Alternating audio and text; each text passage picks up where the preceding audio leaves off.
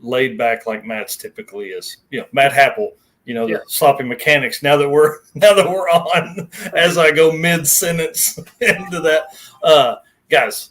Last night of 12 Pods of Christmas. I can't wait. As Calvin said a while ago, save the best for last.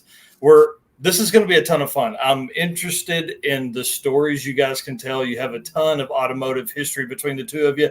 And from what I watched on the Sloppy Mechanics live stream, you guys have history that goes way back even generations. So that'll be cool to kind of talk about a little bit too. So why don't you introduce yourself while I get all the notes and things like that? Tell everybody where they can find you and all that stuff. Sure. Yeah, I'm Calvin, and this is my dad, Andrew. We have a YouTube channel here on YouTube. It's called Nivlak57. It's my name spelled backwards, and I like 57 Chevys, so that's where the name came from.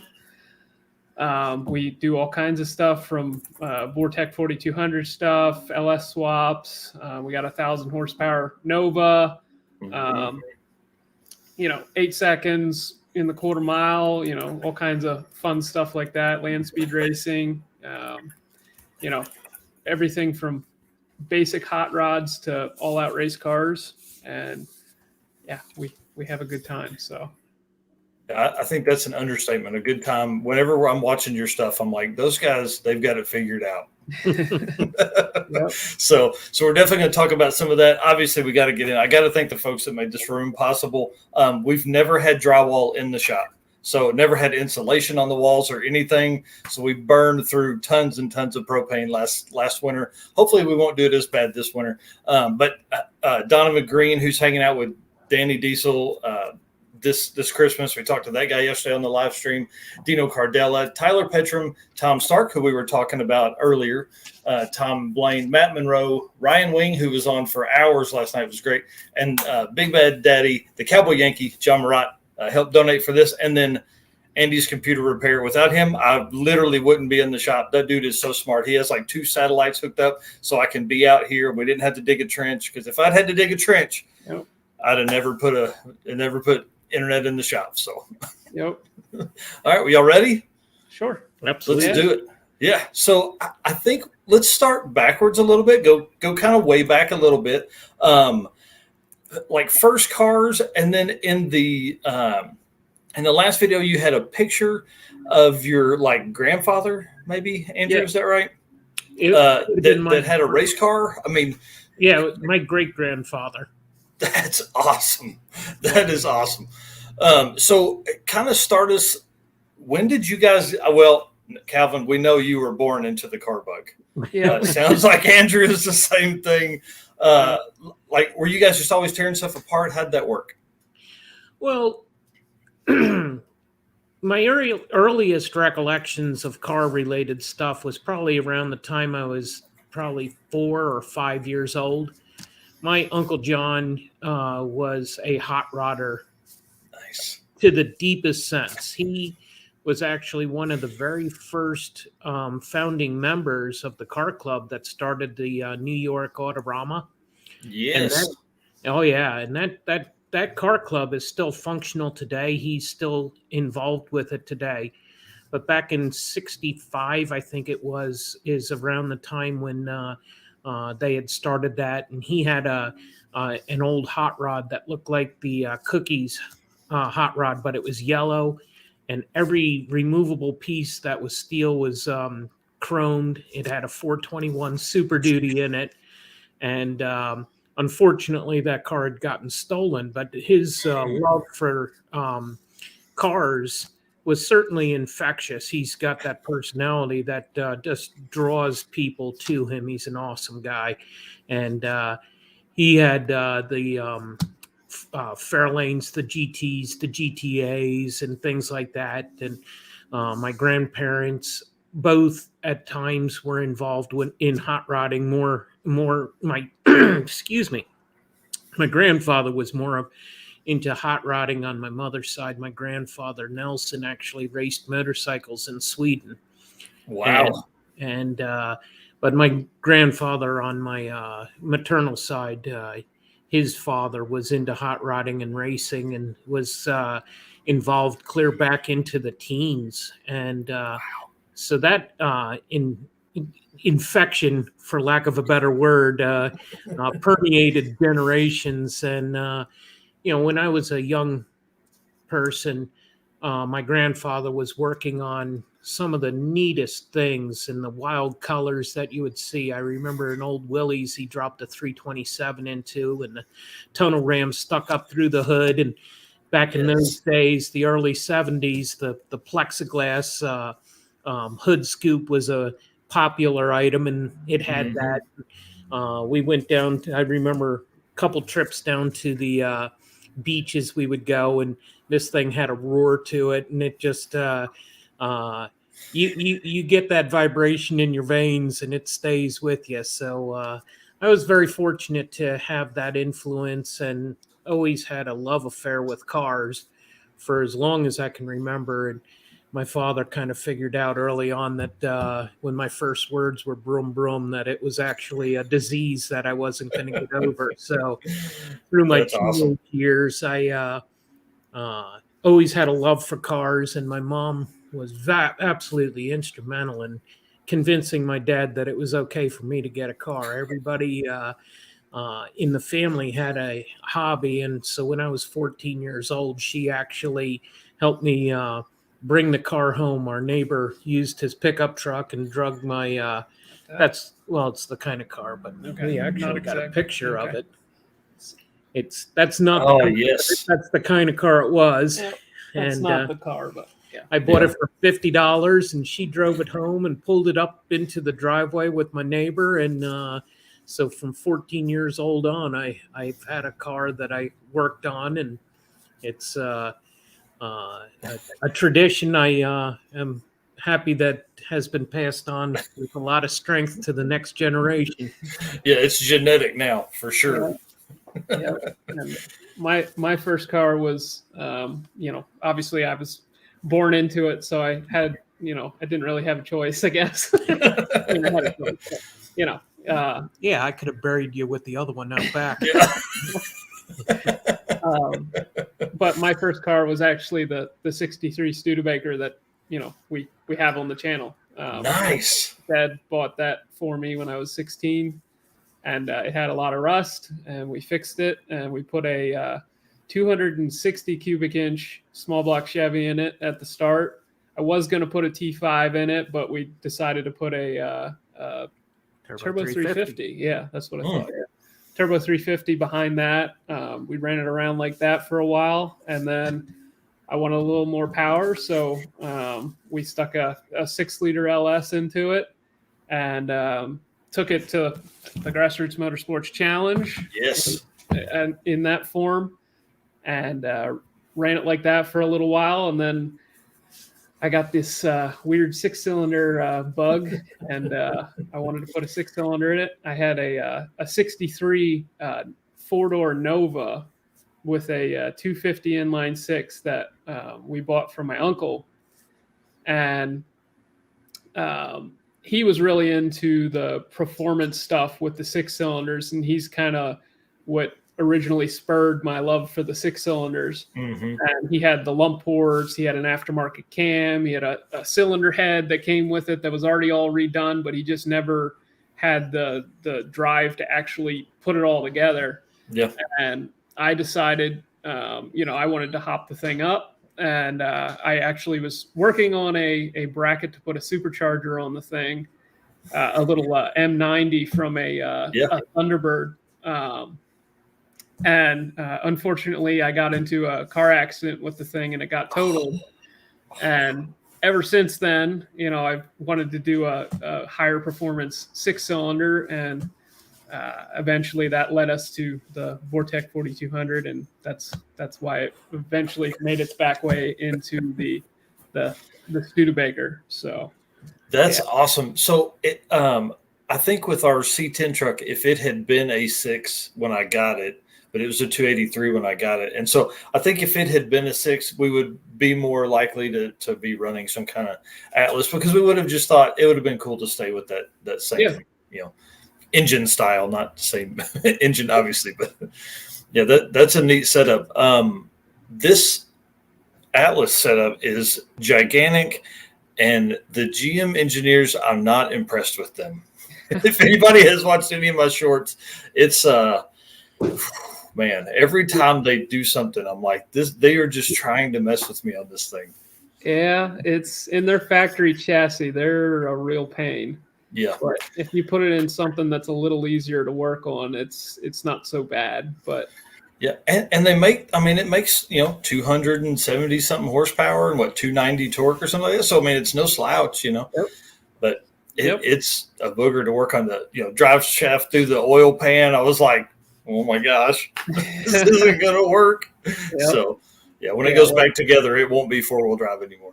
Yeah, well, yeah, it's if you ever have to do a timing chain, you're really going to be cursing them.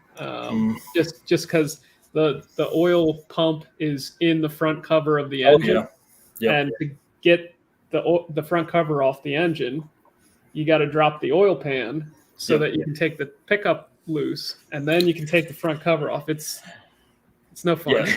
So people have heard this story that are watching, but I'm going to tell you guys because so the previous owner of the truck, I did some trading with it and got it for free because they had broken 3 water pump bolts off, and I was like, no big deal. It'll be like an LS. I'll just replace the front cover. No big, no thing.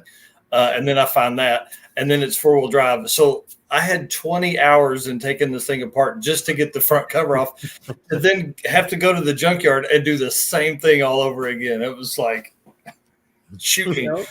Yeah, but the one at the junkyard, I didn't have to do anything. It didn't matter. I was ripping stuff apart and breaking things. It didn't matter. You know how that goes. Oh yeah, yep, yeah. We're not definitely not gentle with the junkyard 4200s. It's get out the Sawzall. Yeah, I mean, like it's yeah. There's a lot of times where I've been, and it's just the chassis that it's in. From watching you guys stuff, the motor seems pretty solid. As long as you take care of it. All right. I have enough. I'll complain about that motor later. What are some of the favorite cars that you guys have owned? Ooh. Well, step away for a second. All right. Go ahead. And that list is long.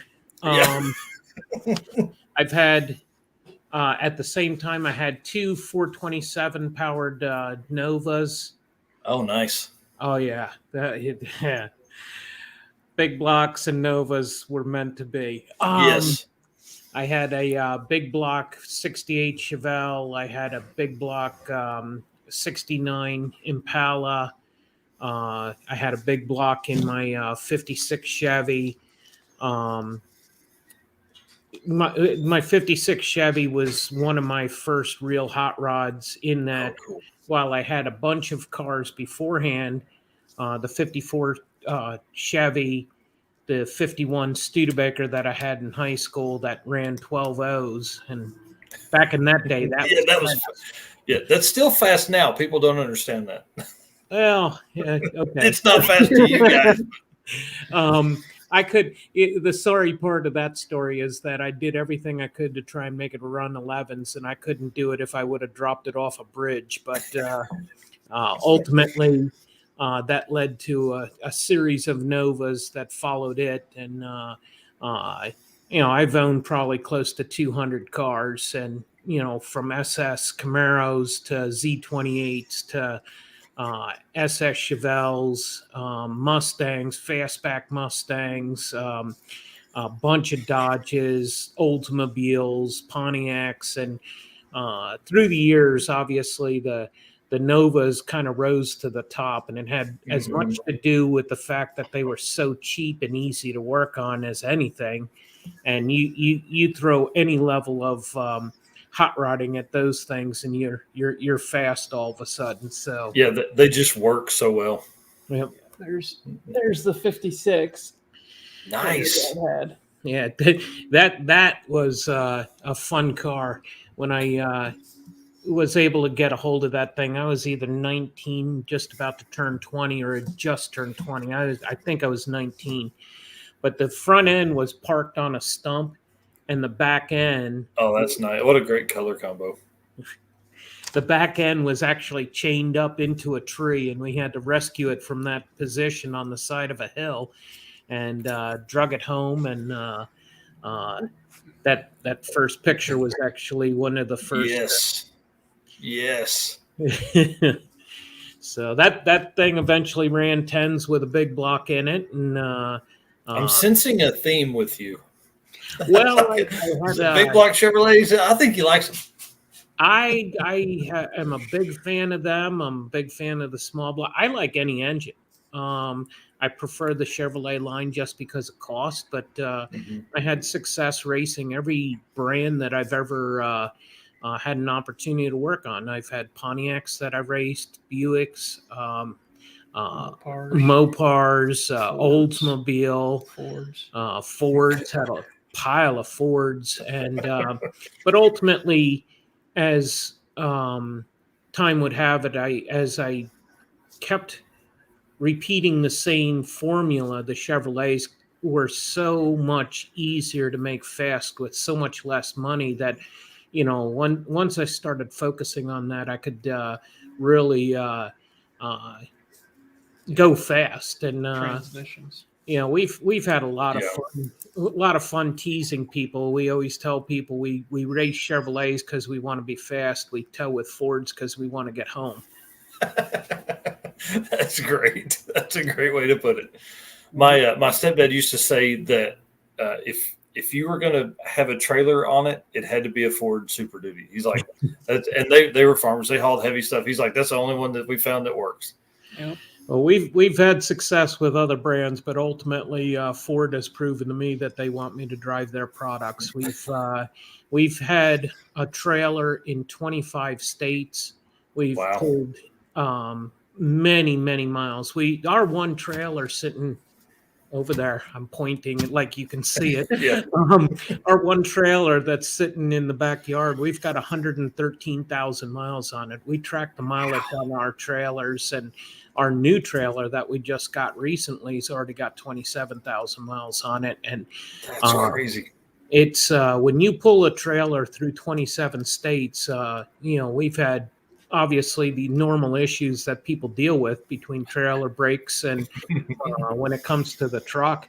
The 2 times that we had issues with our trucks, Ford had us in and out of a dealership in Richmond, Virginia in an hour and 6 minutes. And most recently, we had a issue in Florida, and we were in and out of the dealership in an hour and 23 minutes. And that's crazy. There's not too many brands that are going to give you that level of service, and so we tow with Fords. Yeah, well, I mean, like to be able to be in and out, and not just, I mean, sometimes oil changes that take that long. Right. And they're fixing stuff. That's cool. Yep, their commercial line is definitely, they recognize what's going on. And fortunately, when you're towing a trailer and they understand you're 1,000 miles from home, they treat you with that level of respect. So yeah, they tend to jump to it. They're like, let's get these guys out of here so they're not having to hang out with us. So one thing that I like the most, I think about the stuff that you guys put out is I'll just read my question here. What are some tricks you've done over the years for a little more horsepower that stay within a rule book that most people don't do? Well, I just feel like y'all's thought process is a little different than just put the next biggest X on it, or what, you know what I mean? Well, there's no doubt that we spend a lot of time trying to figure out how everything works. And whether it's you find a few ounces of horsepower or a few horsepower in the oil pan, just how you clear the crank of windage, how much vacuum you put on the crankcase. Everything is blended and smoothed and optimized for flow, making sure that the fuel and the spark and the air inlets are 100%. We spend more time making air inlets that most people don't even see the ram air effect that feeding the turbos or the engines. They're so focused on the shiny parts, they don't see the details. And I don't think we really do anything magic. It's ultimately the efficacy of everything that we touch has been put put together with a great focus on how do we make this every part function better. Whether it's the type oils, greases, making sure that everything is properly adjusted, how much time we spend on alignments and scaling the cars. We spend more time on scaling the cars, and a lot of times the first time the car goes down the track, you're 800-900 miles from home. So wow. We pour ourselves into preparation. And our Henry J, the first time it went down the track was in Topeka, Kansas.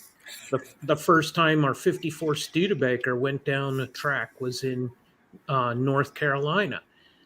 We've had a fleet of cars that we've put together, and the first time that they go down the track is Gainesville, Florida. Wow. So it's attention to detail has got to be the easiest way to categorize what we do. Yeah. I definitely will say that is 100% true looking at it from the outside. Yep. Well, go ahead. Sorry. We spend a lot of time testing stuff as well. I mean, that's something that a lot of people don't do. They just, they expect it to just go the number they want it to go on the very first attempt. And, we spend a lot of time at, test sessions just working your way up and just, okay, why is this not working? A lot of time on the dyno, just, tweaking and trying, okay, well, throw a little more timing at it. Okay, it didn't like that. What about take some away? It's just lots of trying different air fuel ratios, all kinds of stuff like that to make sure that it is making as much power as it possibly can. And that's a lot of that is stuff that people just don't do. And, they wonder why their stuff doesn't work. Yeah. They just, like us, they just throw it on. They're like, okay, do this, do that. Hey, take it over to that tuner. And then it's just like, that guy puts in a base tune and then we drive it 1,500 miles. Yep. And never go back to him. He's like, you've got to come back and let me mess with that. I'm like, man, it starts and runs and does burnouts. It's fine. Yep. So that's awesome. I do want to talk land speed stuff eventually because that's very interesting in my mind. And I think it plays in really well with like drag and drive events, Hot Rod Drag Week, Race Week, and some like endurance driving, like coast to coast type stuff is an interest of mine, obviously. But let's talk about if you've owned all those cars. And Calvin, are you the same way? Do you just swap cars a bunch?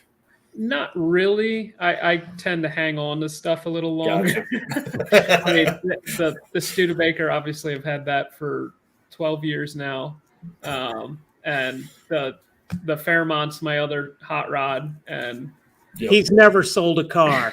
Oh, gotcha. So, dude, it's hard to just keep adding them to the fleet. Right. Well, Andrew's over here turning them. You're adding. Yeah. I mean, I tend to I get a car and it's like, this is the car. And, I want to invest in that and run that and, optimize it. And,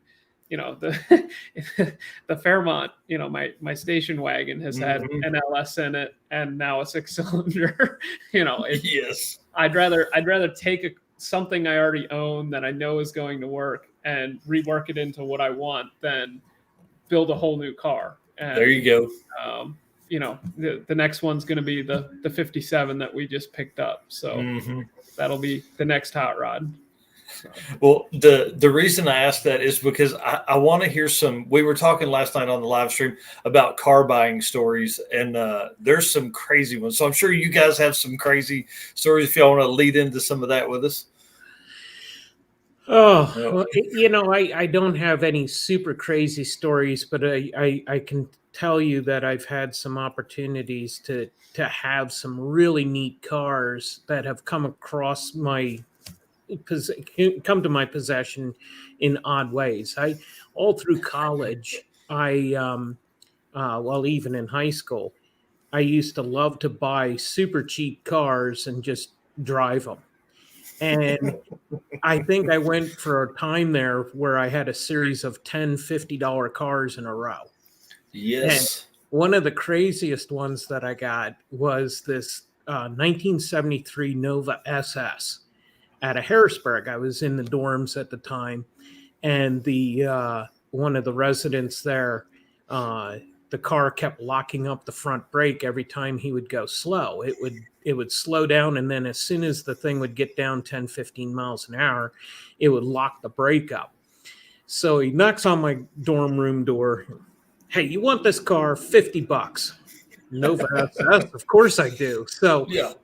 I give him the money, and it's the Friday of a weekend. I'm headed home, and I'm trying to drive this thing the whole way home, and I could go 30, 40, 50, 60, 70 miles an hour, hit the brakes, and it would slow down. But as soon as it would get around 25 miles an hour, it would lock the front left brake up and try and change lanes into the other. So I'm driving this thing, and I had to drive the thing about 60 miles to get it home. And I had to go through Middletown, Lancaster, Willow Street, Millersville. I had a path that I followed. And I'm using the emergency brake the whole way home. And the one time at this one intersection, I forgot, and I hit the brakes. I relaxed enough, and it tried to change lanes, and it's panic sets in, and it wouldn't disengage the brake until you let off the brake. Oh, so, yeah, you can't do that when you're changing lanes. No. So I get this thing home, and it's like, I need to figure out what's wrong with this thing. And the rotor had completely milled one side of it off, and all you could see was the vanes, the cooling passages. And I was like, oh my God, I'm an idiot. I didn't even bother to look at it at the time. I was just like, okay, yeah, drive this thing home. And I'll get it home and put a caliper on it, and it'll be fine. When in reality, you could have thrown a $14 rotor on it then and been fine. Oh my word! The opportunity to buy cars back in the 70s, 80s was unbelievable. I bought an old 70 Monte Carlo 350, 300 horse, had a 12 bolt in it, the whole 9 yards. Bought it for $80. That's crazy. I drove the car for 3 years. I bought 3 or 4 Chevelles. It was funny. It was 3 of them. They were all the same color. 71 Chevelle green. They were all green with a green interior. And I didn't pay over $50 for any of them. I had a... I would have loved to have been I'd love to have the notes from those GM and Dodge meetings where they're like, okay, the outside's green. How about we do the inside green? Oh, yeah. Like, what? Yes. Yeah. Okay. The 70s were good for a lot of people. Yeah. But I had a 70 Impala. That was an old police car. 140 mile an hour speedometer, the whole 9 yards. It had the X heads on them. I paid $50 for it, and just what a joy to be able to buy old Camaros for just a fraction of what they cost today. And back then, you just tortured them to death, and when you were done torturing them, you junked them and you bought another car for $50. And I went years just buying junk like that and had a ball. That's great. Yeah, there's nothing like beating on a cheap car. Oh yeah. And I watch Roadkill today, and I look at some of the shenanigans going on there, and it's like, oh, that's so old. Yeah. we did that decades ago. That's awesome. Calvin, anything on your side? I mean, I haven't bought a lot of cars. How about you stole that wagon from me? The station wagon. Yeah, the station wagon, the Fairmont station wagon that we bought, or I guess I bought. Dad like sent me a picture of it. I'm like, I want it. Yeah. He was sending it to me because he wanted it. And, he let me have it. So nice. And the first Trailblazer that I bought, that was sort of not really a funny story, but more of a wholesome story. I bought it from a shop teacher, and he could kind of get the vibe from me. Like I was a kid. I was sort of getting started in the hot rodding stuff, and he told me he had like a whole bunch of other people that were like, please let me buy this, and he told them no because he wanted me to buy it, and that was really cool of him. I paid $300 for the Trailblazer, and there was another engine in the back with 60,000 miles, and that I paid another $100 for, and that's the engine that's still in my Studebaker. So nice. It's just more of a cool guy. He was a shop teacher, and he loved helping kids with stuff. So it was just neat of him to do that. That's cool. Yeah, there was guys trying to outbid me, while I was trying to come and get the thing. So it was really cool of them. So, right. Any bad negotiations? You pull up, the car goes up, you have to pay more for it, and you're willing to? There has been. There's always the worst ones are usually the ones where you buy it and you get it home and you go, oh crap, what did I do? Yeah. Yep. Yeah, we bought a 4.8 liter the one time. Oh, and the guy said, ready to go, drop it in the car. It's, good to go. He told us it had Pac 1218 valve springs, all these upgrades. LS9 cam. Yeah, LS9 cam. We popped the valve cover once we got it home. Of course, we probably should have done it when we were there, but we got the thing. He wouldn't have let you. He'd be like, oh, I don't have time. I got to go. Yeah, right. Yeah, we popped the valve cover. It has blue valve springs, and if you don't know, that's LS6 valve springs. So right off the bat, we're like, okay, these are not 1218s. Yep. And then we ended up, popping the cam out just because we were like, by that point, we were like, yeah, you're like, this isn't what he's talking about. Yeah, it was a stock truck cam, just regular, horrible, 470 lift. Oh yeah, awful thing. And we popped the heads off. They're all pitted and ruined, and it was just complete junk. And we had paid more, than we normally would. Yeah, thinking it was a good piece. And yeah, definitely not. Yeah, that's brutal. I think anybody who's been through, the hobby and whether by hobby or by profession has gotten burned, and you really quickly learn how to go through some basic questioning as well as inspection to try and keep those happenings to a minimum. You really gotta you gotta trust your instincts. If it smells like manure, you don't need to taste it to confirm the fact that it is. Yep. I bought the 4L80 that's in my old truck. I bought it, and it didn't have a filter in it. It didn't have the front seal in it or anything like that. And so I was like, okay, so I put all that in after I figure all that stuff out, which I didn't know much then. And so I get it all back together, and it just never drove 100% right. And so I take it to have a guy put a shift kit in it, and I was like, man, there's just something weird, not right. They had put the seal for the front pump in between the front pump, so it's just bleeding off pressure the entire time. So, yeah, I learned that lesson. That cost me an extra $200 because he had to like search it, take it all apart just to figure it out. Yeah, I bought a Turbo 350 at a flea market, and he's like, "Oh yeah, my trans builder, he's here. He'll stop by, tell you all about it." And he's like, "Oh yeah, it's good to go. It'll probably be 400 horsepower. You're good. Get the thing home, get it in the car. Nothing. Nothing. No, that's not true. It had 4 neutrals, 5 neutrals. It was neutrals. It was ready to go. It turns out he put the wrong the little D-dent, the thing that pushes on the little. Oh, nice. Yeah, he put the wrong length one in there, and I changed that out because we got a pile of transmissions, and changed that out, and I fixed it. So nice, but still, like you go to put it in gear and it doesn't do anything. You're like, oh, great. This is awesome. Where do we even start? Yep. Yeah, that's always the hard part. Let's see what else I have in here. Let's talk about engine platforms that you guys have messed with, and then I want us to kind of lead that into some of the 4200 stuff. Sure. Well, the earliest years were big block Mopars. and then small block Fords, big block Fords, then Oldsmobiles. But the most time that was spent, and I was helping on a team with Buick V6 Buicks for a while. So Oh, nice. Yeah. It was interesting to have had an opportunity to see all of those architectures and to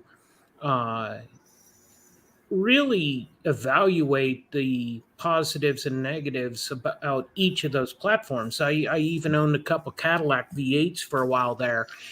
And from the different metallurgy to the ultimate oiling systems, those kind of things, it was fascinating that there's an opportunity to enjoy every brand for a reason. Mm-hmm. You know, the companies didn't last well. Okay, Studebaker engines suck, but for the most part, every engine was a viable option. But as I wanted to get more and more serious about racing, I knew that RPM was the key. Mm-hmm. You know, a lot of guys, and I teasingly say about the Studebaker engines suck. I'm hoping that there's a Studebaker fan online and they realize that we've taken every one of them that we've had and converted them to Chevrolet power. But, you know, that architecture even has something to offer. But in truth, as you look at the different engines, guys are always saying, you know, torque, torque, torque. You know what? Bull crap. The torque is very important, but to make high speed torque or make torque fast is the key, and that's horsepower. Yep. And you know, you say that to an olds guy as he's running, you know, high 14s in his 4,000-pound barge. It's like, yeah, torque moves the barge, but you're never going to go fast without horsepower, because horsepower is just making torque fast. And when you that's a great way to put it. Yeah. When you look at power in general, you know, a lot of people have this thought that, you know, an engine is just an air pump. No, it's not. It's a mechanical device that converts chemical energy to mechanical energy. The more chemical you get in it, the more mechanical you get out of it. And the fastest way to do that is either big inches, high speed, or you blow it in there, or you inject it in with nitrous. But the formula ultimately is, how do you get as much chemical through that mechanical device as you possibly can?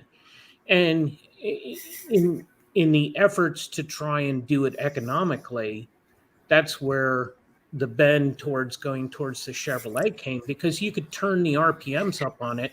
Back in 81, I was still in high school. I was turning 8,500 with a 283. And that's a bunch. Oh, yeah. But you could do that. The engines would survive. And you did that to the big Pontiacs that I raced, or the big Oldsmobiles. You'd starve them for oil before you made any power. And that was a big Achilles heel. As time went on, and the availability of good oil pans and the understanding of how to keep oil in the engine, and the restrictors that you now put into the engines to limit how much goes to certain parts of the engine, that all came to reality through the 90s and 2000s, whereas back in the early 80s, and, you know, when I started high school in 79, you know, that kind of stuff, it was kind of like running LSs today. You ran an engine till it broke, and you threw it away, and you got another one out of the junkyard, and it just happened to be 350s or 455s and those kind of thing. And everybody who had a 454, ooh, that was the magic stuff that you couldn't afford. But, you know, through the trials of breaking enough stuff, you come to the realization real quick that small block Chevy was tough enough to take it and turn the RPMs on, and it doesn't take long that once you have enough small blocks, a big block comes along, and man, once you get to enjoy that love. There's nothing like a big lumpy big block cam. You know what I mean? Like it just. So you were kind of hitting on some stuff that I say all the time. But do you think? Well, I'll say this about what you were saying. Do you think that we have seen the growth in, I don't want to call it technology, but like in cam technology and things like that? Because 50s, 60s, they were worried about building cars. It was like, okay, so-and-so had a V8, now we have to have a V8. But like, then you have the kids of those engineers, when the hot rod stuff came, well, then that next generation of kids wants to have big, they want to figure stuff out better. They want to have, you have 20 years of development. Well, a lot of times those kids growing up are 8 years old, then they're 28 and they have a mechanical engineering degree from somewhere. And they're like, dad was an engineer on a 283 Chevrolet engine. So like, how can we take that and get better at that? So, I feel like you just see a lot more generational help. And then obviously we move that into, now there's complete companies that have R&D and there are whole departments of comp cams that just focus on how to get every inch of power and stroke and everything out of any engine. Well, I think you have to tie it back to the fact that some of that technology came out of the Japanese market. And as much as that turns my stomach, the reality is that their emissions law were so much more stringent than ours that they were building much better engines for longevity. And sorry, my dog is like, he's going crazy over here in this bed. I'm like, hey, calm down. When you look at that period of time where the Japanese cars started to come in, which ultimately led to bringing in some of the better European cars, it forced the American car companies to start building better products. Yeah. It took until Detroit was on their knees with the foreign car market before they got more serious about it. And then when the fuel efficiency requirements became one of the biggest focuses of the buying public, you saw major advances in the performance, and then the emissions have just taken it to the whole next level. Again, there's certain chapters in our hobby's history that make my stomach turn, but the net benefit has been outstanding when you look at how robust these engines are. And part of the driver of that is that in order for those vehicles to pass the emission standards, they have to be built with tolerances that allow us to just abuse the tar out of these things. Yes. And the need to have the focus on having a broad torque range and what it did for the camshaft. So it's such a difficult thing to categorize in a very simple sentence. You can't do that. Yep. The beneficiaries have been the younger generation each time because they're buying into things and they're smart enough to look at it. Whereas, the dumb old plowboys like me, I'm looking for the biggest engine I can spin to high RPMs. And the young bucks are looking for the best technology and a sound. Yes. Hey, that's the way it works. That's awesome. That's probably the best way to word it there too. So let's talk about these cam kits that I heard on a Studebaker video from a couple weeks ago. So, for people that don't know, the 4200, really, there's not many folks that mess with it as far as aftermarket performance. And the guys that do, are there even cam kits available for that rig? Well, Schneider's been doing cams for a couple of years. I don't know if they ever actually had anybody use them. Wow. if they did, they would run into issues. I mean, I got a hold of them after somebody else in the community, revealed that they existed to me, and nice. he had already gotten a set, and he just installed them, and he's like, my valve train's making a bunch of noise. I don't know why. And I'm like, because the reground cams and you didn't take up the lash, did you? Yep. And, they recommended shimming it with, I think washers or something. And as I was like trying to do it, I'm like, well, there's nothing to hold the washer in. It can literally like rattle out of the little pocket that they recommend you put it in. And so basically that led me to, well, you got to figure out how to get this shim underneath of the lash adjuster, which is very similar to a lifter and like a push rod motor. Yep. Essentially you need to make your push rod longer to take up the lash. Yep. And so I tried welding the shim to the bottom of the lash adjuster. That didn't work too well because I guess the tolerances inside of the lifter made it get stuck, and it basically got seized in a bad position, and I had all kinds of valve train noise. Yeah. So what I ended up doing was I was able to locate some taller lash adjusters for the intake side. Nice. And then for the exhaust side, it actually has a pocket that the shim can sit in. So you just shim the exhaust side, take the lash adjusters, put them on the intake side, and then you can take up the lash of the camshaft and you don't have all kinds of valve train noise.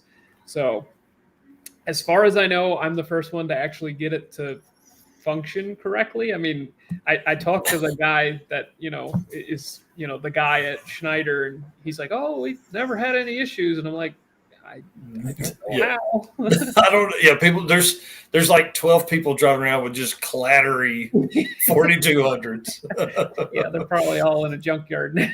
Yeah, they thought they were going to do something, put these cams in, and then it just is brutal. So you had said in that video you may end up selling some kits and things like that. And yep, is that coming around? We recently released it to the public. Nice. You can go to packracing.com. PACCracing.com, and you can go to the store and they're available there. So that's awesome. Yeah. And so from what I understand, like the NA setup's worth like 50 horsepower and that's boost like 100. That's based off a calculation. So we gained 100 horsepower at 26 pounds of boost. The stock cams made 605 to the wheels. That's awesome. Then the cammed setup made 713, so over 100. Yeah. And we recently found I had been experimenting with 2 different lash adjusters while I was developing the cam kits, and I found that the lash adjusters that I was using originally actually were not getting all of the lift out of the cam as what they should. Wow. The oil was getting out of it wasn't sealing in the bore. Mm-hmm. So it actually is probably worth even more than that, but we haven't actually gone back to the dyno to find out the final number. That's next month's test. Nice. So it's probably, maybe 120, maybe 130, 40. And that's huge. My money's on about 50 more. Yeah. So, I mean, you can tell that there's a very different tone to the engine when it gets into the higher RPMs. So it's clearly it's worth something. Yeah. And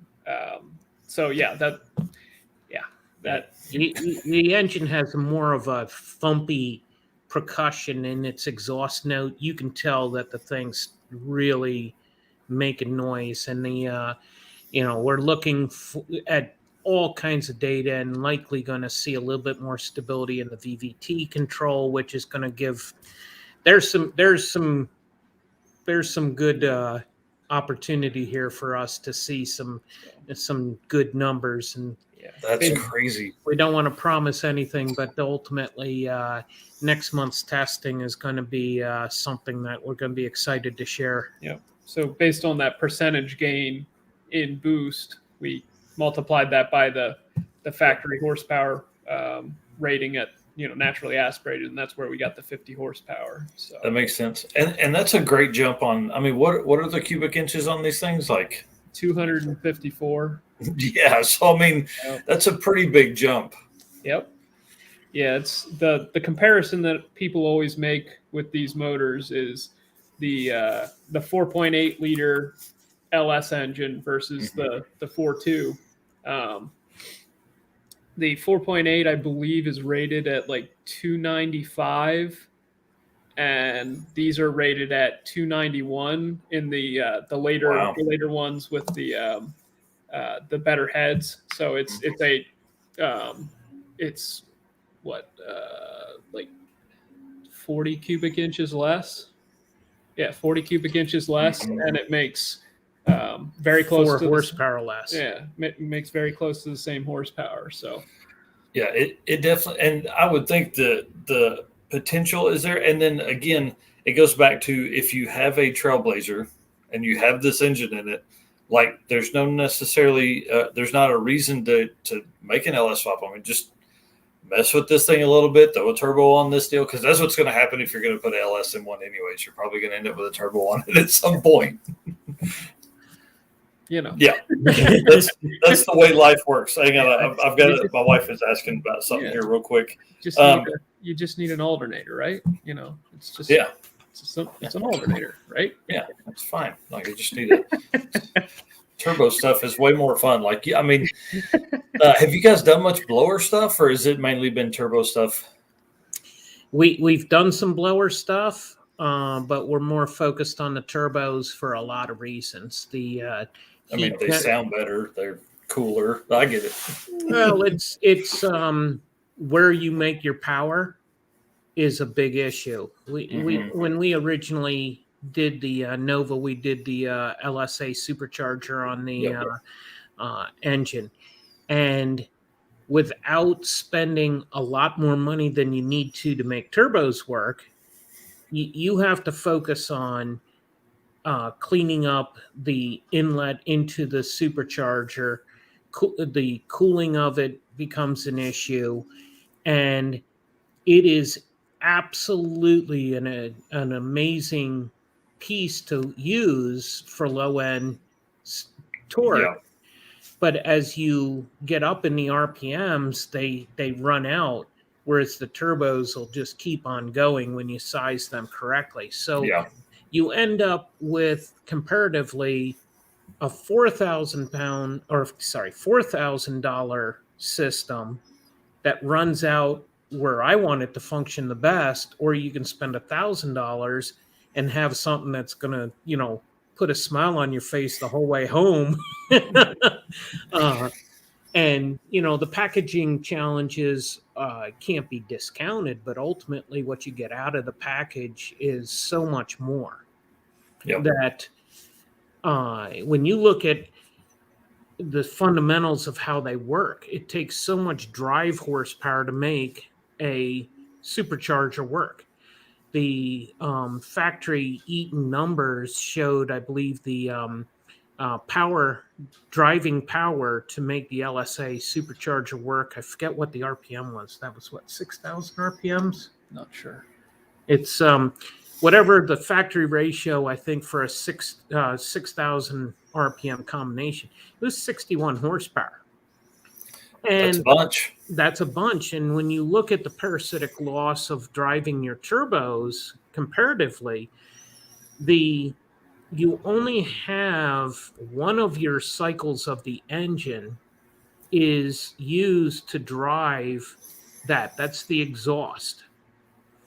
Yeah. And when you look at the supercharger, whether it's a intake, compression, power, exhaust, you're driving that supercharger every single stroke of every single cylinder.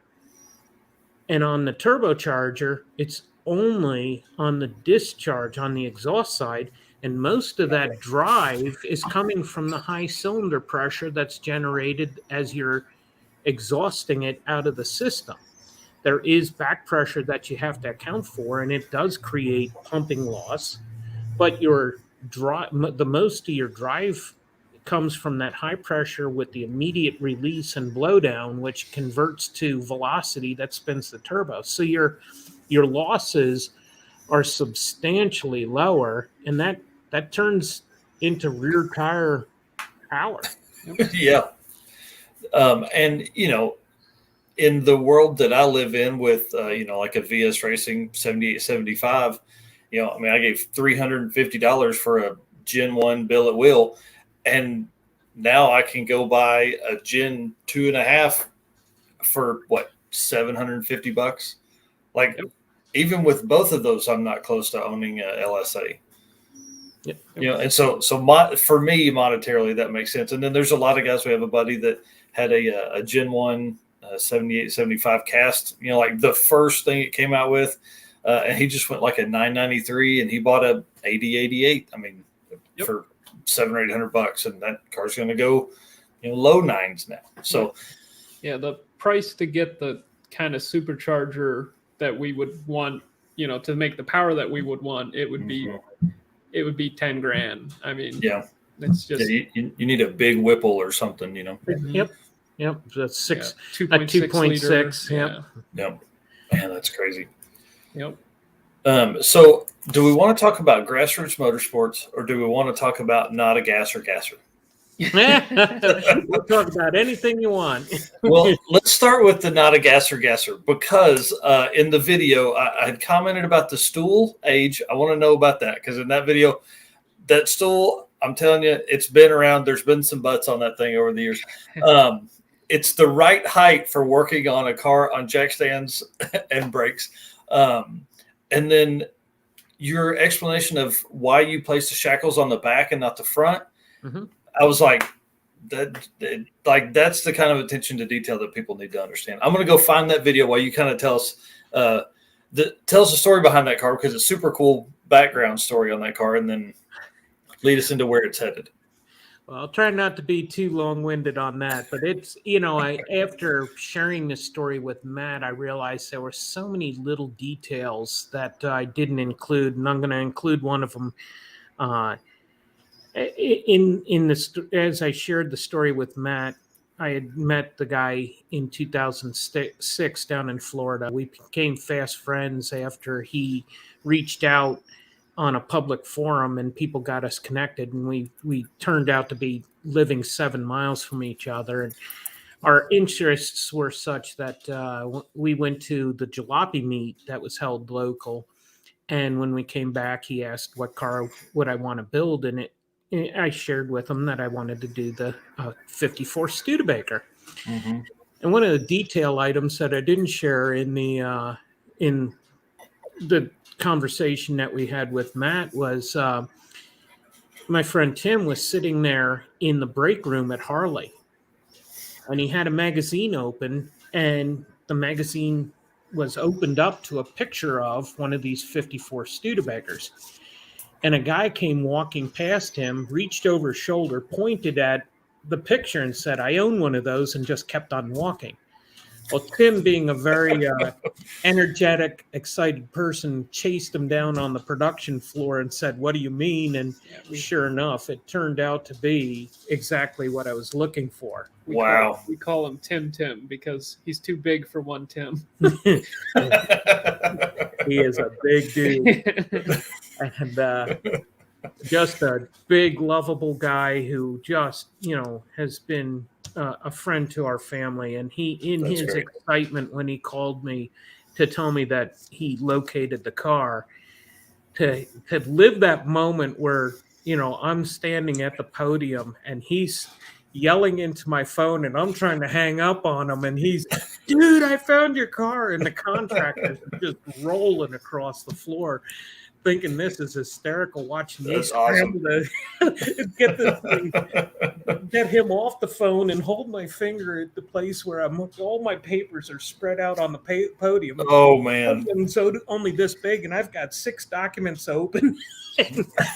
So, getting that car and having us go through so many trials and tribulations as a family with the family health issues that the serious health issues my oldest son had, and having people come to help us out, and a friend ultimately reaching out to us and saying that he wanted to help sponsor us. It led to the opportunity to run those records with that car with so much joy, just because we had climbed a mountain so steep.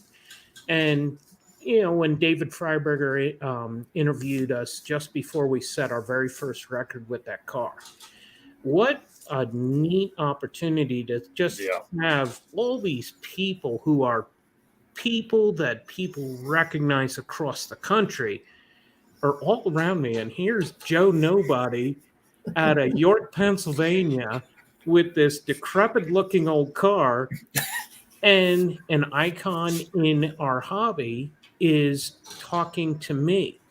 And that's pretty awesome. I really enjoyed that privilege to get to know him on a number of conversations, and it led to some great conversations that we had in Norwalk, Ohio at another race. And one of the pictures that he took of our blown up transmission from a failure that we had in 2011 ended up in Hot Rod Magazine. And we've had the privilege to be in Hot Rod 11 times. And wow, that's cool. We've actually been in there 13 times, but 11 of them were very specific. This is us. The others were references, or we're in the background tied to something. Yeah. But the car at high speed, we set 18 records with that car. That's awesome. Oh yeah, land speed racing is absolutely the most euphoric adventure you can have in car driving. Class racing in and of itself is something that I absolutely love. Strict rules that you have to comply with. Yep. Who built the best mousetrap with the common set of rules? And to be the guy who has that record is something that is satisfying at a level that is literally impossible to describe. You have to experience it. Well, and that's what I was thinking earlier with the question about that, was because like you guys, like going into a rule book and reading it and understanding at that level is awesome. Well, you have to know what the limits are. Mm-hmm. And I just underline the word limits. Everything below that limit, everything around that limit, if it's a limit, it's a limit. But if it's not a limit, why do you do it? Yeah. And you have to rethink everything. And when we started land speed racing, a lot of people took notice to the fact that we leaped a lot of records forward very quickly. We approached it with an extremely different mindset, because most guys were coming from the salt flat and the West Coast style racing. And we were coming to the East Coast, and we came with a different tire. I had gotten approval to run a different kind of tire. We had a different shock package. We had a different thought process on a lot. One, I was too dumb to not know that my drag racing had a greater influence. And at risk of saying the wrong thing, a land speed race is not a long drag race. It is so different. The back end of the car is set up more like a drag car, and the front end set up more like an autocross car. It's oh wow, okay. Your control of your suspension displacement is a very critical part of keeping the car stable, and how you valve the shock is a very different approach than a drag race car. A drag race car only has to go 1,320 feet, 660 feet. And you there's a lot of bad that you can do to that car, and it'll still go down that way fast. It will, and the big difference that you don't recognize is the fact that it's such a short sprint that the forward thrust keeps the car stable. Whereas at land speed racing, you are going for so long that the wind loads start to make the car, as you start to equalize your front end load of force from the wind to the forward thrust load from your tires, when that equals out, that car moves around a whole lot more. And that's where your understanding of shock and springs really comes into play, because you get too much air underneath the car and that thing turns left or right on you, you could be in trouble so fast. And we've been very fortunate that talking to the right people, understanding those dynamics helped us to get to a point where that car went on a series of passes that I think there was 14 or 15 passes in a row. That car set a record. That's awesome. It was really neat. I look forward to going back. At the time that we were doing that, Maxton was very convenient. It was 550 miles from the house. It was just, jump in the truck and show up, and then you get to go race.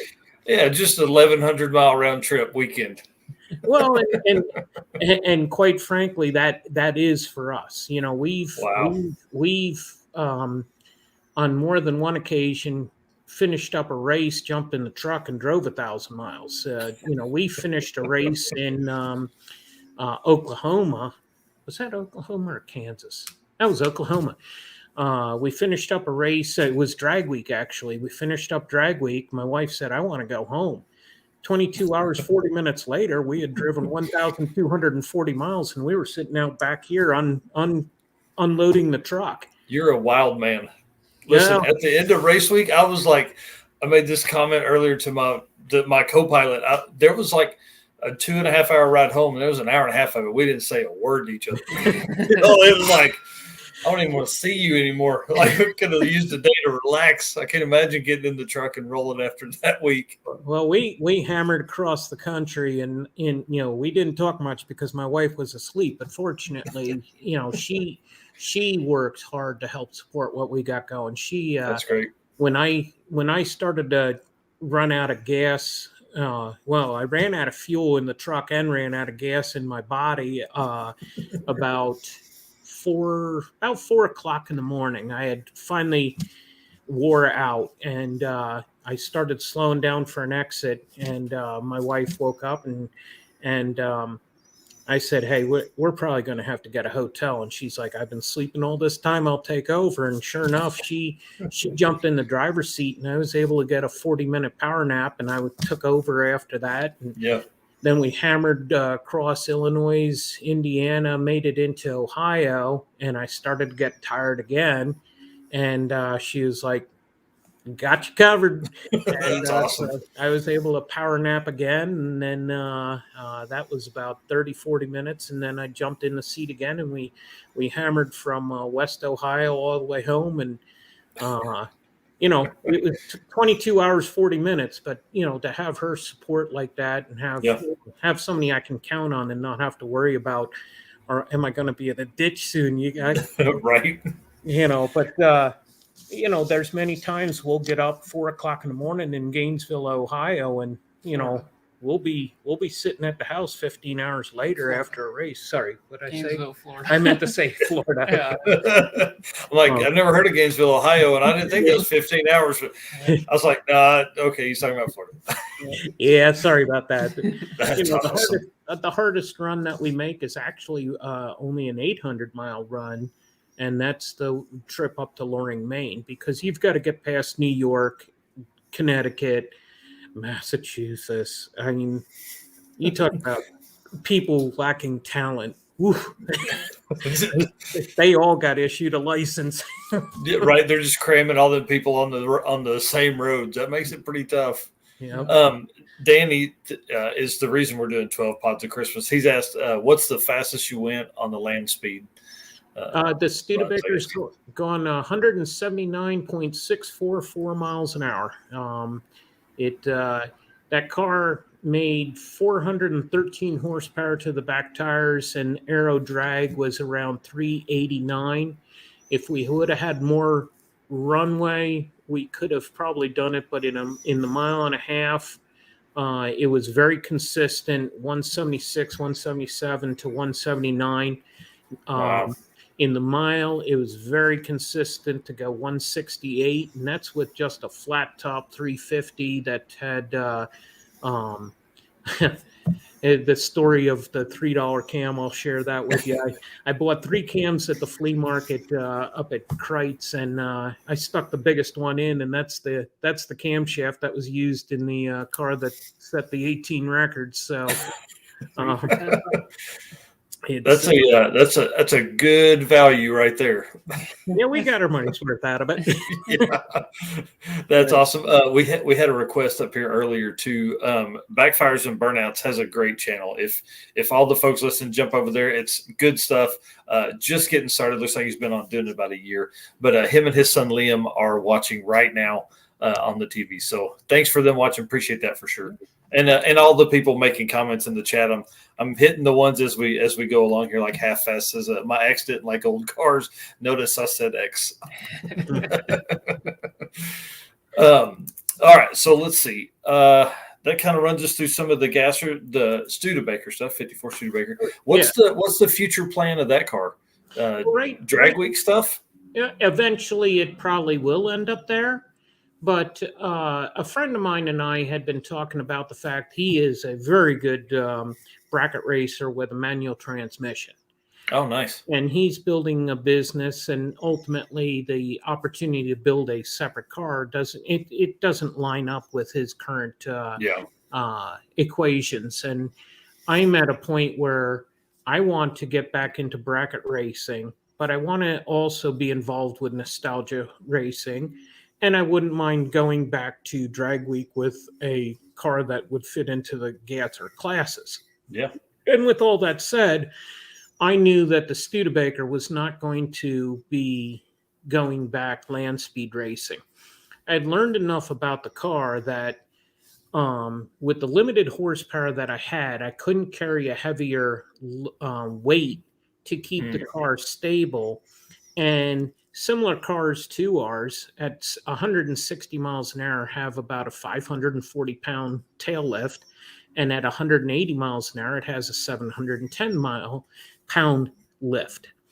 And when you look at pictures of our car going through the top end of the track, that back end is jacked up in the air so high, it's almost scraping the nose. And what I was finding is I was spinning the tire from 160 miles an hour up so bad, my tack would jump from 7,300 to 8,100, and we were pounding transmissions out of the car because it was going from 7381, 7381, 7381, and every time it's bouncing off the rev limiter and then re-hooking up, it's just pounding the transmission.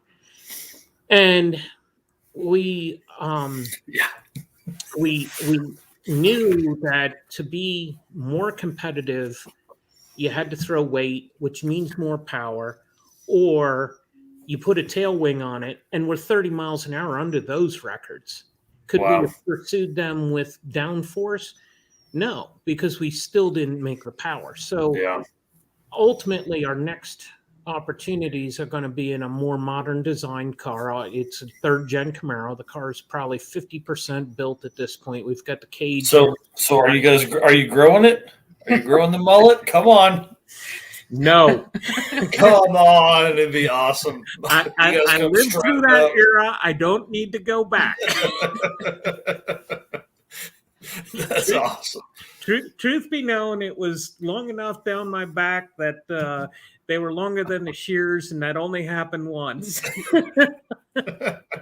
But no, it's that's a very the choice for that car is, economical platform, very good aero numbers, all things considered. When you look at the development that the aftermarket did, working with GM to create the IROX for the series and also for the IROX Z, there is some very good information available on those chassis to help make that a formidable chassis. And the fact that I could pick one up for $300 was I was going to say we're in that window where that third gen is like, there's going to be a point where it's going to come up, and nice ones now bring big money. They're they're it's funny when we travel all over. Third gens up here are starting to get hard to come by, and you go down south and they're more affordable. And you they're can't in every trailer park. You can't touch a Tri-5 around here. And I run down to Florida and I end up dragging one home because it's so upside down from what's going on here. But I personally like the third gen. They were brand new as I was going through through high school and then into college. And the first car that I looked at when I got out of school, it's funny. Now I'm going to go sideways on you here. We got time for that. I don't care. I started college 1983, and it happened to be the week that Chevrolet introduced the Monte Carlo SS. Mm-hmm. And I promised myself that I was going to buy myself one of those when I make it through school. And I got through school and I got out and I started looking for one, and I couldn't find one. So the first car I actually looked at was my second love, and that was an IROX Z. And I climbed in the car, drove it around, and it was a 350 powered one. It was the good one. Yeah. And it didn't take long to make the decision that this is not going to happen. I'm going to hold out. And fortunately, I ultimately did buy my SS, and both the boys were brought home from the hospital in the back of that. One of them. Yes. So yeah. We put 106,000 miles on that thing, and ultimately it got traded in on a Taurus wagon. What? Oh Guys, I didn't buy a minivan. I'm still cool. Yeah. Now, was that the UFO Taurus wagon, or was it the one prior? Pre-UFO. Okay. We'll let that slide this one time. It was something we needed at the time between both boys. I give my wife, even though a Monte Carlo door is 11 feet long, it's still pretty hard to get car seats and little kids in the back. And that's exactly what happened. I spent a lot of time on the road working. My wife, to her credit, did the biggest portion of raising the boys, and we both agreed that if I had I asked her one time, I hinted the fact of if she could think about maybe getting a job, and she looked at me square in the eye and said, "If you got to get a second job, too bad." And from that point on, I took every hour of overtime that I could at the place where I was at. And I spent a lot of time on the road and a lot of time doing working. And I got off the road and I was in the living room, and Paula was trying to get the boys into the back of the car. And I looked out the window, and she is literally struggling to get both the boys back there and all the stuff and get them buckled in. And I thought, this is not going to continue. So I went out to the garage. At that time, we had a local sales place it was a magazine auto locator, if you've ever heard of it, where you could sell parts, sell cars. I put every part I had in the garage into the next issue, And within a week, I had sold everything off, and we traded the Monte Carlo in and got the wagon. And it was a tough pill to swallow, but in all credit to her, she put up with that without complaining one single time. And we needed a wagon. We were a family.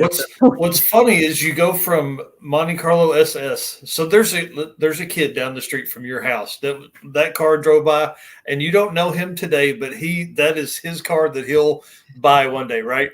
And then he doesn't see it anymore, and he's like, "Where did that car go?" And he rides his bike down there and sees a tourist wagon, and it's like, "What has happened?"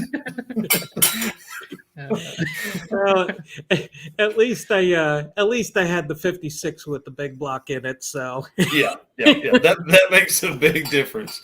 Yeah, two fun cars makes it kind of tough for dailies. That's pretty wild. Let's see, what were we talking about? We were talking about something. So we gave Liam the shout out. I want to say thanks to Backfires and Burnouts. Appreciate the donation, man, for sure. All that's going to help us on Sick Week, which is coming up in like 5 weeks. I'm so ready. It's the first time I'll co-pilot something, so I feel bad for Justin, the dude that's driving it. We're taking a 29 Model A with a 350 and a 671 on it, so it ought to be pretty fun. Absolutely cool. Yeah, not going to be fast. Turbo 350. I think 340 gears. It's got like 18-inch Mickey Thompsons on the back of green flames, flat black, So it ought to be a ton of fun. But to be around, there's 3 5-second confirmed cars that are going to be there. It's going to be pretty wild. That community is one of the greatest communities to be tied to. Not only do you have that common interest, but you have the common goal, and that is to get everybody there. When we did that, and I can only compare that to the land speed community. Mm-hmm.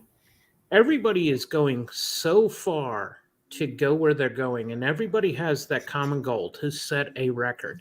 Yeah. And the unity and the lack of attitude, the lack of ego is absolutely phenomenal. I remember we broke down in Oklahoma.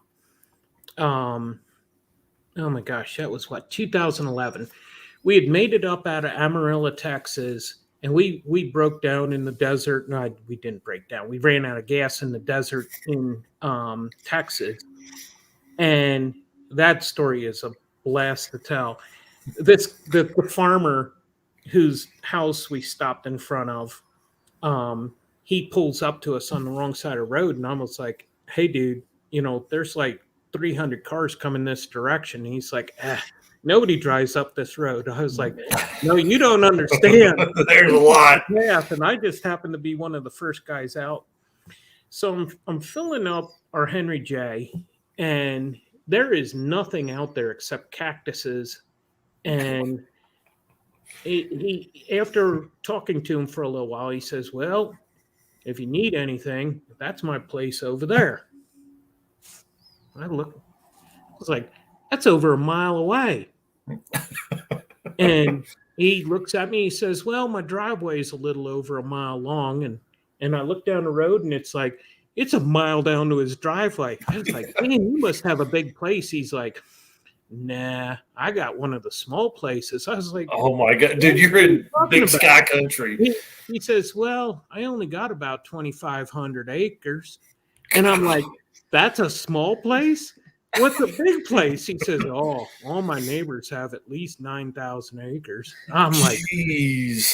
So we get out of Texas, we get on up into Oklahoma, and we ended up picking up a miss in the engine that ended up shutting down the engine. And there were 10 guys who eventually had caught up to us. They would not leave us until we were in a safe place, and almost had to give them permission to go on to their hotels.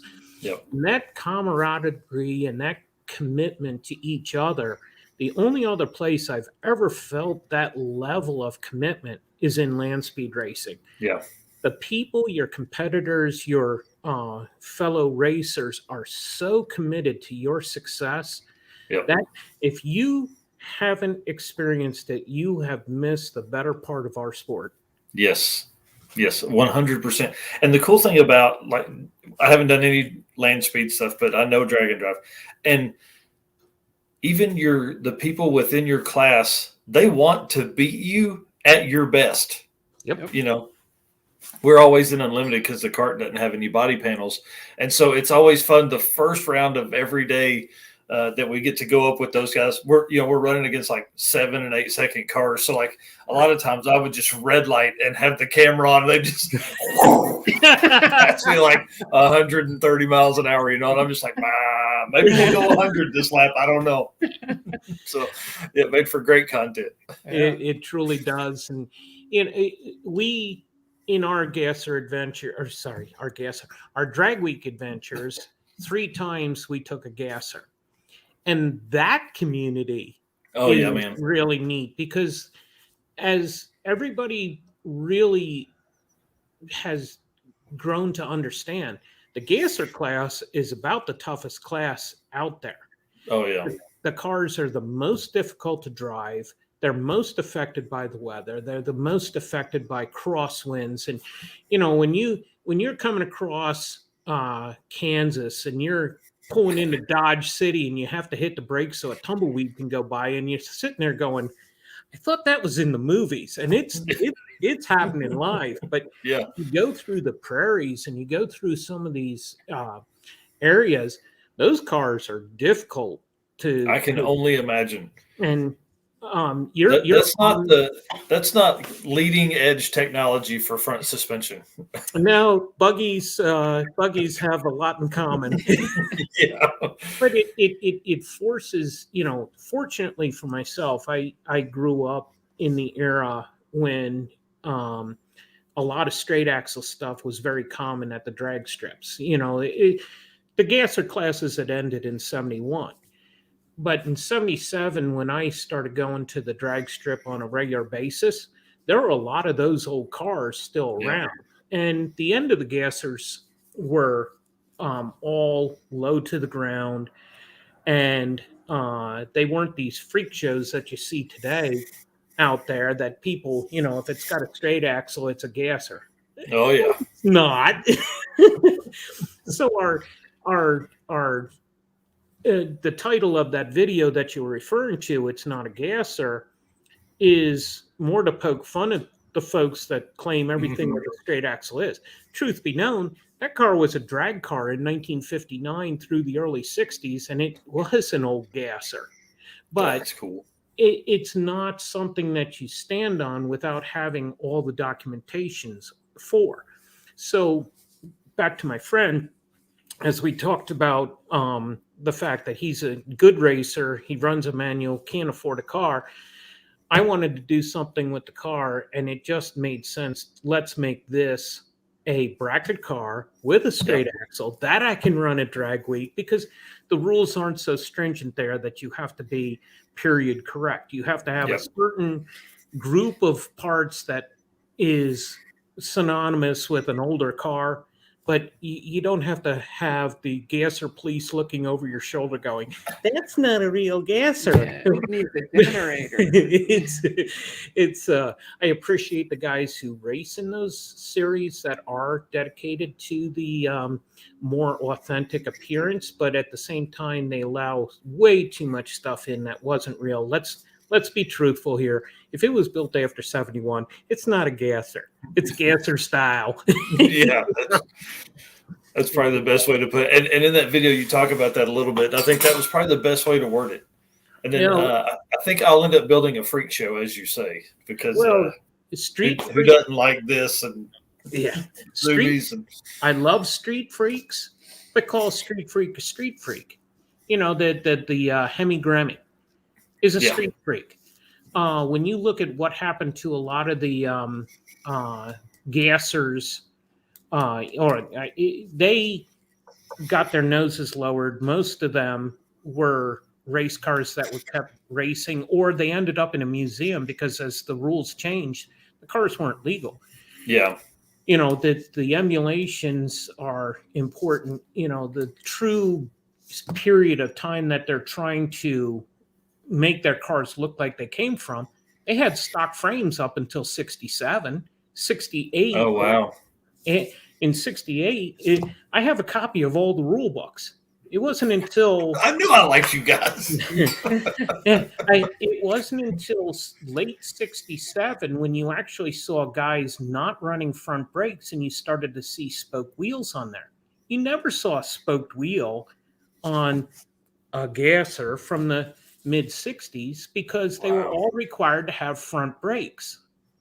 So in 68, when they stopped requiring that, it was more common to see those wheels. But Goodyear had come out with the Blue Streak tire. The front ends had all come down because now you had a tire that grabbed traction, whereas before you had to rely on pitch rotation, get that thing up on the back tires.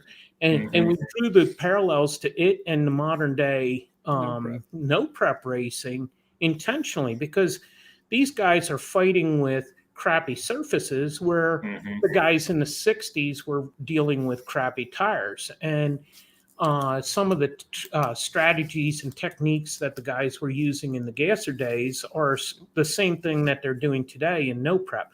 A lot of front end travel, a lot of pitch rotation, high center of gravity, and excessive rear weight, which makes the cars unstable at times in driving. And the love affair with watching guys fight these cars down the track is as real today as it was in the 60s when the guys were doing it for real with these gassers. And I can't imagine doing that and not having front brakes.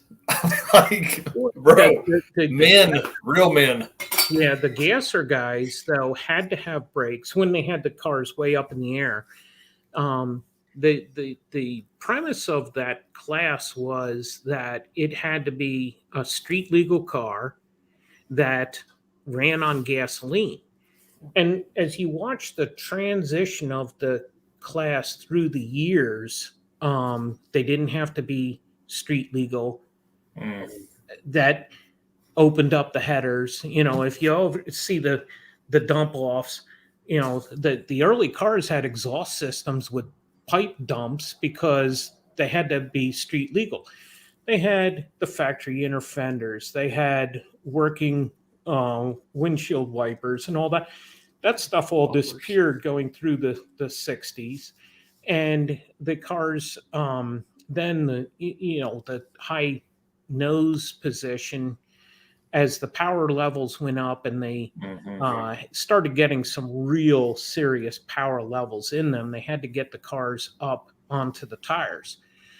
And when the Blue Streaks came out and the traction was there, they were able to bring them back down. But by then, there was a lot of people focused on get the original frames out. If you look at George's... How many bumpers were ripped off the first couple of times those dudes went to the real tire? Like just... Well, you saw a lot of creative wheelie bars and tires back there. They were hard mounted to the chassis. They weren't spring loaded like the wheelie bars of today. And they would literally jump the back tires off the ground, getting onto those back tires. But, just to conclude that, the earliest version of that Mustang that George had actually had the Willys frame in it, because the factory frame, not the factory frame, rule was still in play. And that car was built onto an old chassis, and it was the very next year when they allowed for the tubing that got used. And so you look at a lot of cars that are being built today, they're sky high and they got box tubing front ends. And I'm not the gasser police. There's enough people out there to whine and cry about what the rules should be, but it's really interesting to see the confusion that it's causing. Anything with a straight axle is a gasser. Oh yeah, immediately. And hence the video name. It's just you got a car that was there, and we're not calling it a gasser. So you guys will take that, and are you going to keep the setup that's in it? Then it's just you said flat top 350 setup. Or are you gonna? Yeah. That's We'll cool. keep that in there. We'll see how that runs. But by the time it's ready to run at drag week, because I loved being in the gasser class. We took a Henry J and the Studebaker, the 60 Studebaker Lark that we had. And those were real fun cars to take. But as far as a power plant, we may end up putting a 383 in it. It'll be small block, and it'll be something that can turn some RPM, but it won't be so radical that I need to worry about my valve train. Right now, that engine, running a 650 lift cam in a small block is no big deal. You can drive that thing for across the country and not have to worry about it with modern valve springs. But yes, yeah, man, that car was actually a race car that was started in 1971. The last time it was driven on the street was 1970. It was used as a insurance salesman's daily driver, and then turned it into a hot rod.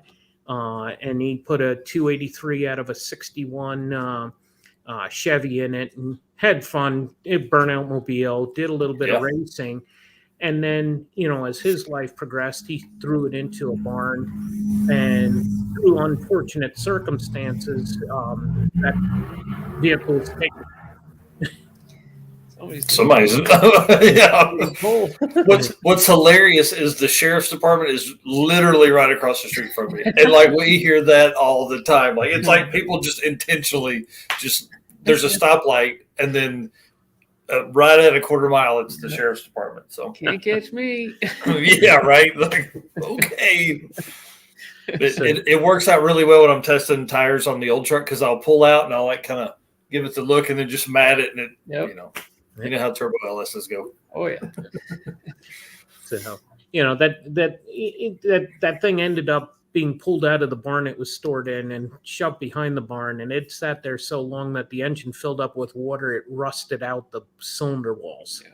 Wow. You open it up and the rods are just laying on the outer walls. Oh, we took the drain plug out, and it was just like water, and then oil.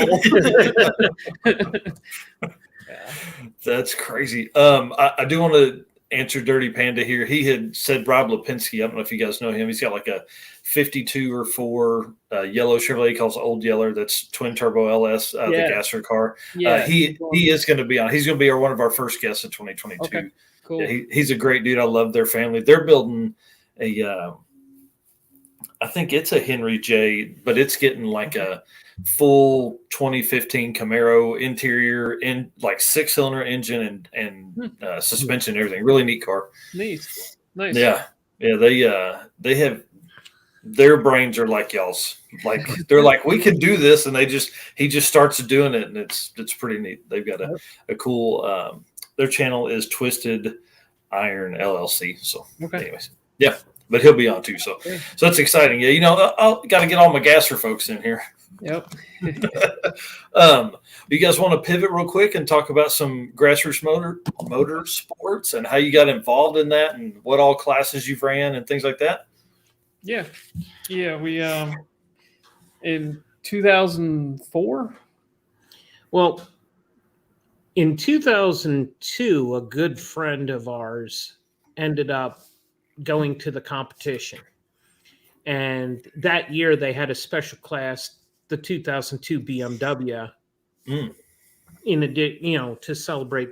And when he got down there, he called up and he said, "These people are your people," because he knew that I enjoyed the low buck racing. Always have, always will. I really appreciate when a person uses their noodle instead of their wallet. But when he came back, he was so convincing that I should participate. I surprise, surprise, I picked up a Nova for $50. And I put the I whole knew I liked your style. Yeah, giddy up. I put this thing together, and long story short, there was a person who showed up, saw the car, and he either hated money or loved that car or way more than I do, but I did not take our first challenge car to the challenge. So it got sold. That was 2003. 2004, I was given a Chevy Nova. Surprise, surprise. Yeah. And you're kind of like the Nova guy. Like, yeah, I'm picking up on that. I've heard that like before. If somebody's like, man, I hate this stupid Nova. I'm going to sell it for $50. You're like, call Andrew. Things are due. So we picked up this 77 Nova for free, and we took 1,162 pounds out of the car. Wow. And we took it to Florida, not knowing anything about the event other than I'm good at drag racing, so let's go drag racing. Yeah. And first pass off the trailer. Tell them about there's the road Oh course. my gosh. No, that was the second day. Oh, Yeah. Back then it I was. didn't know that. Oh, yeah. Okay. So the first day of the event was the drag race. And I fired this thing up and I unloaded from the trailer. And immediately there's 77 teams competing. Oh, man. And the utter hate that started flowing towards us was absolutely. Yes. Yeah. So that 4-door had 1,162 pounds cut out of it. If it wasn't needed to hold the body up, it was cut out. That's great. Gone. And so it weighed with me in it and a full tank of gas, 2,727 pounds. That picture's actually was in Hot Rod Magazine. Wow, that's cool. And we rolled right off the trailer at 1084. The hate got much more intense. And we finished the day running a 1065. The track had just gotten absolutely horrible. So the next day, we had the autocross portion of the event. Well, that year, they held it on the road course. And I didn't know jack squat about autocrossing. So I was like, all right, let's air the tires down so that it's got a bigger foot. Well, I just about rolled the car 10 times, but the fastest car of the day went through the back stretch on that road course at 70 miles an hour. And I was going a little over 100. Oh, dang.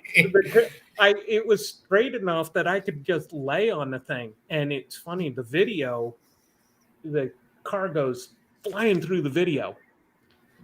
And then the smoke starts coming up in the background. I had disappeared from it so fast and slammed on the brakes. That thing, out of 77 cars, we finished like 63rd in the autocross.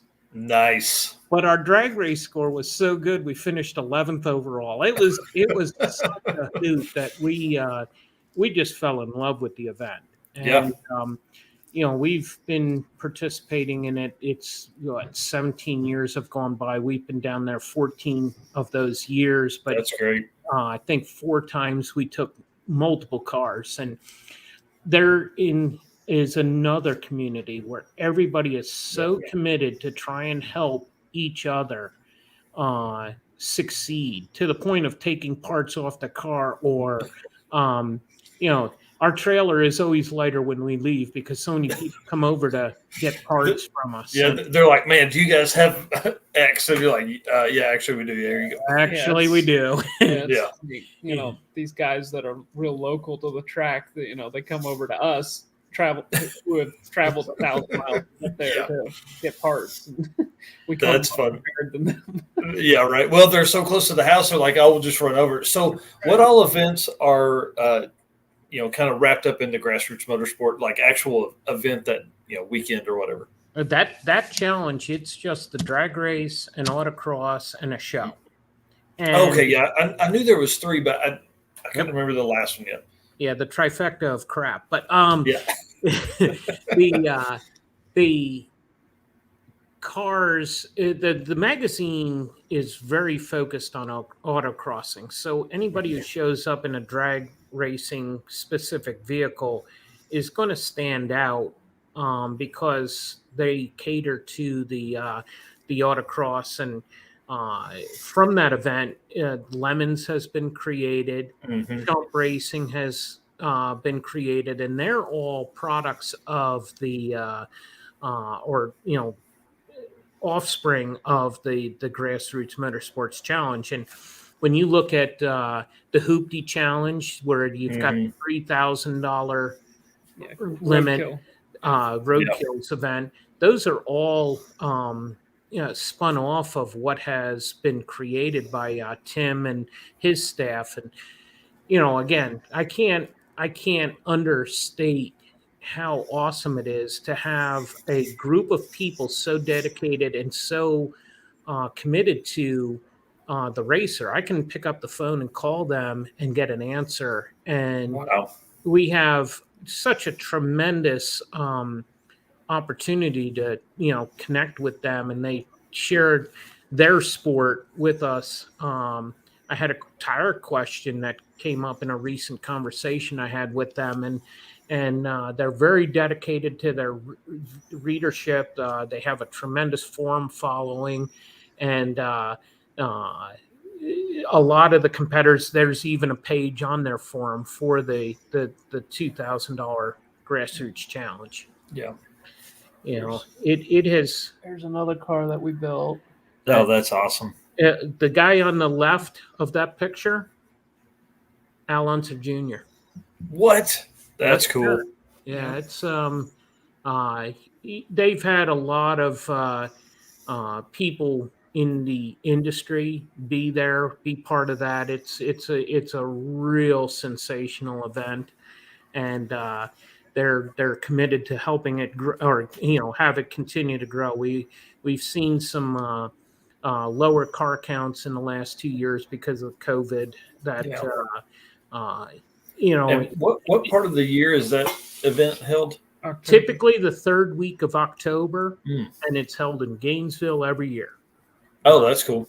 I mean, you're pretty good with weather at that point, I would think, of that year in Gainesville, that time of year in Gainesville. Yeah, we've been rained out 3 times on the drag race, and I can tell you that 1,000-mile ride home is a long ride when you pull a drag car to Gainesville and have to drag it home. Yeah. What's the fastest you guys have gone in the $2,000 challenge? Calvin set the record 6 weeks ago. He set the record at 9:06 at 150 miles an hour. Insanity, dude. It was a tremendous effort. Yes. We bought that little Pontiac for $300, and it's currently sporting a 5.3 with a tractor trailer turbo and no intercooler. We spraying methanol, a water methanol blend, but way heavy on the methanol, right into the turbo coming out of the yes, window washer. There you go. Oh, I'm a fan. Yeah, and that thing makes just utter stupid power for as little as was spent on it. It's what was it, $7 for the cam? Where did you find that? How did that work? Another cam deal. I bought 3 cams for $20, and we stuck the biggest one in. They were all factory cams, and we just stuck the LS7 cam in, and that's one of the things. We hit 9 flea markets a year, and we are nice. If you wanted to make it big, there you go. We are very focused on trying to get package deals, but that's too cool. We get there early, we leave there late, and we do our work. That we treat flea markets like a job. Yeah. And so here's the real question then. Do you get better deals early in the morning or late in the day? Both. We picked up, this is no joke. We bought a complete big block Ford 460 for $5 because the guy did not want to take it home. Nice. I bought an entire row. This guy had one of the rows in the flea market. I bought the entire row for $22 because it's all the money I had in my pocket, Wow. And he did not want to load it out. He wanted to go home, and it's like, buddy, this is what I got, and I'll take every piece here for this much money. And he packed his stuff, his chair up, got in his truck, and he says, "It's yours." He said, "Bye, I'm going home."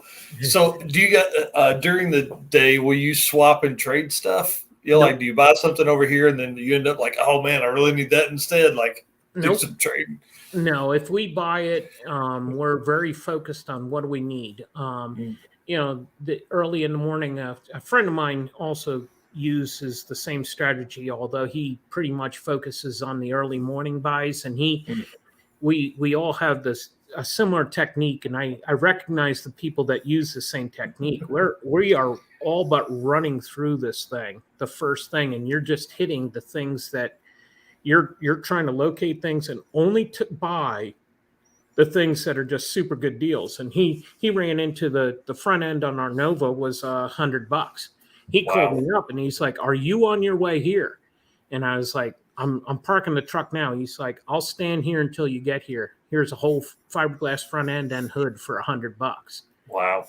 And so, by flashlight, we're buying this thing and getting it loaded up, and he's on to the next thing. But those early morning deals, a lot of the pros, if you will, are doing that. You can buy up intakes for just dollars, and the guys who are selling them on eBay or Marketplace or Craigslist are just devouring those parts in front of you.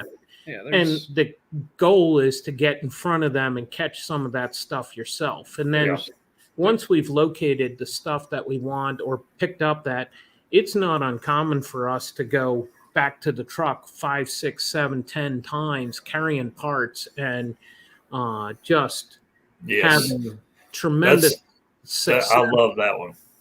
That's a cool car. That started as a $50 purchase off Craigslist.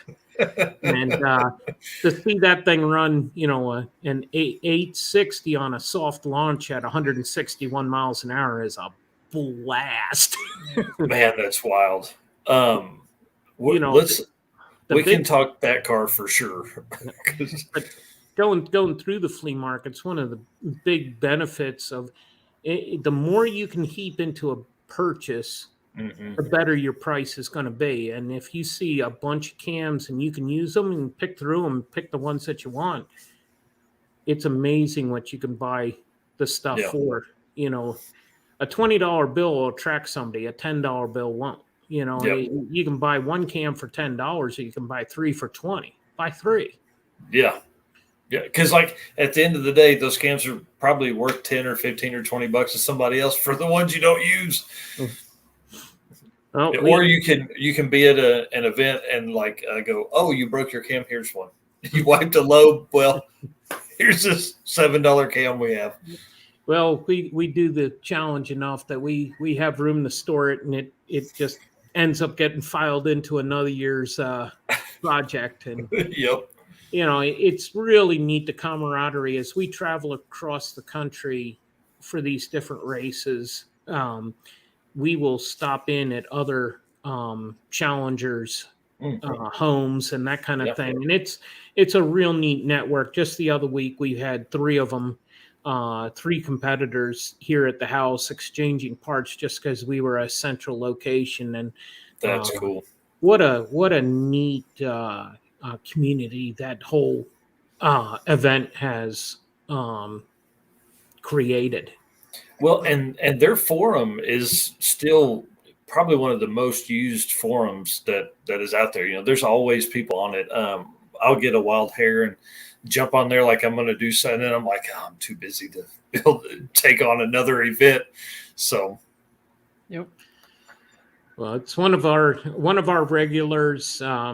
It may get crowded out next year. I don't want to be 100% on that. But as we're looking at trying to get back up to land speed race, and we're trying to get to the drag week this coming year, there's only so much vacation available to get there. So we if we get to both of those events, we're probably going to offset that with the challenge. But if we miss either of those, then ultimately that's going to free it up. And it's our favorite event.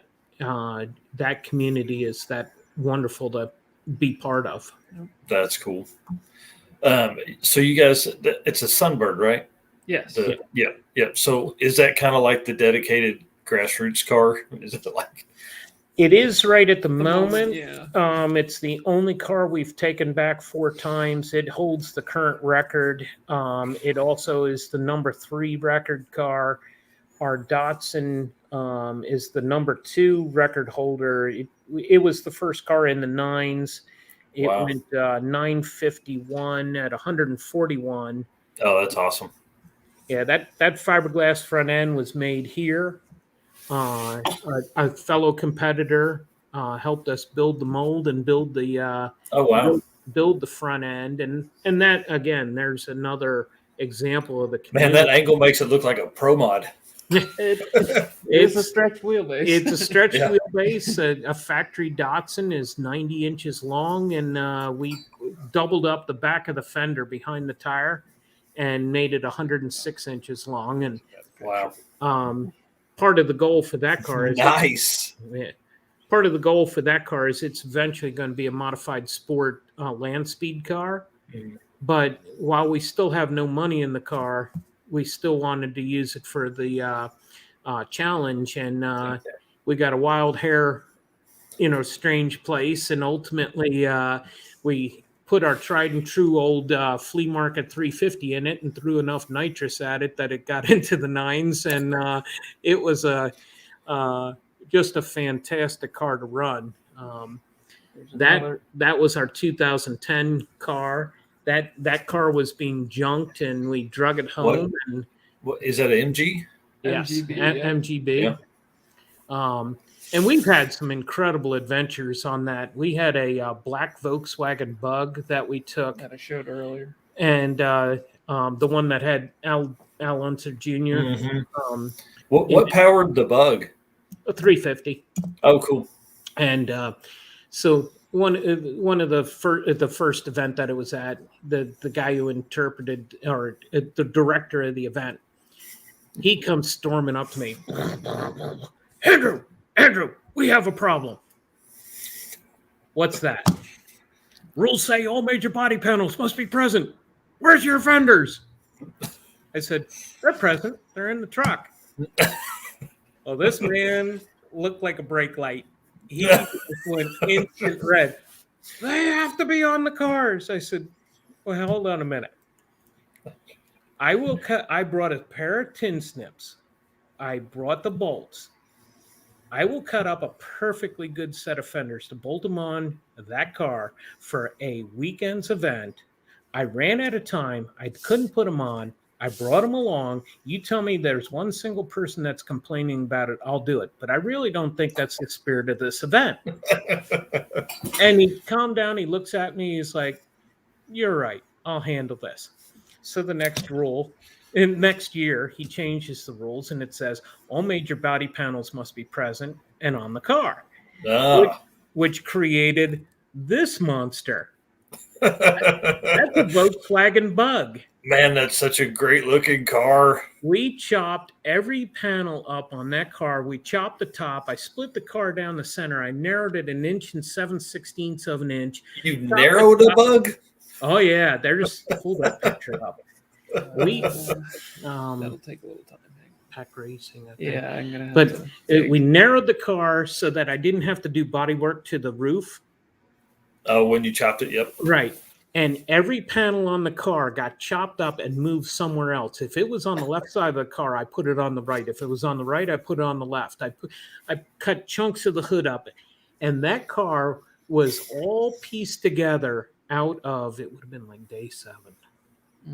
It was very early in the, yeah. There you go. Oh, yeah. Oh my gosh. We Steven chronicled. Darks, are you seeing this? Don't get any ideas. There you go.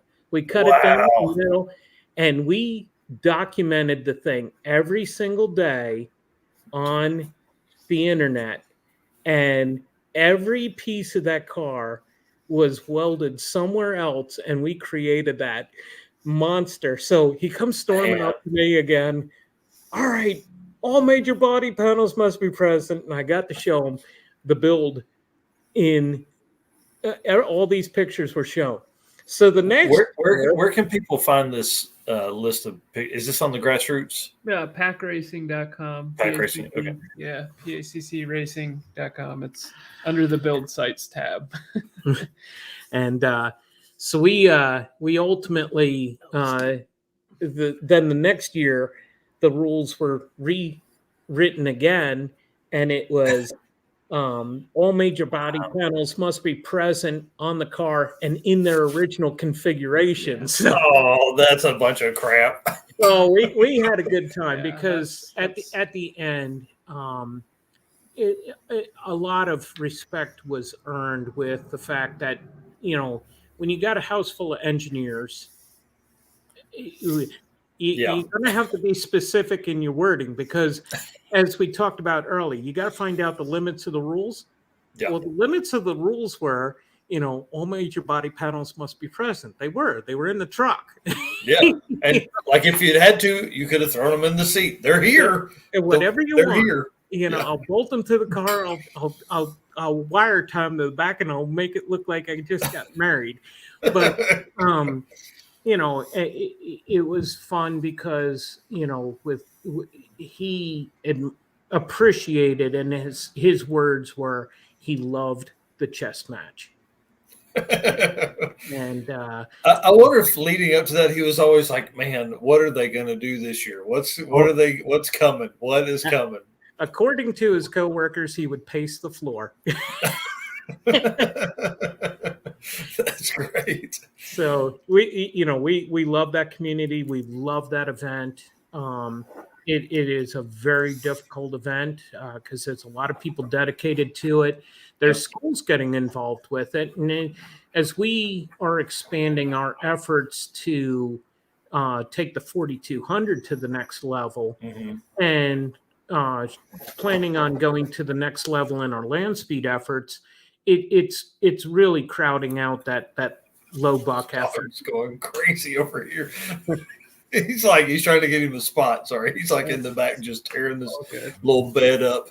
I don't think he's going to be an okay shop dog eventually. Like he's just not quite there yet. Once he stops eating the tools and stuff. Oh, the other day he threw up a big old chunk of sawdust. I was like, dude, come on, man. Come on. Like you can't eat that stuff, you know. It's not good for you. I'm sure it tastes good, but you can't eat it. All right. So probably one of the hardest, I would think hardest on car events is, you know, drag and drive. And then I would think of probably even ahead of that would be land speed stuff because you're on the throttle for so long. Like what's a typical run in land speed, like distance, not distance, but like time wise? A 1.5 mile run is 43 seconds. Wow. Yeah, you're never full throttle for 40 seconds in a drag race. I mean, there's some cars I've been slow enough to do that. It's like a half mile. That Franklin that showed up a couple of years ago, he was close. Yeah. It's my slowest car that I raced was 22 seconds in quarter mile. That was my 54 Chevy, straight six, 235, 115 horsepower. Yeah. You know, it was painted orange. The engine looked good. But all show. Yeah.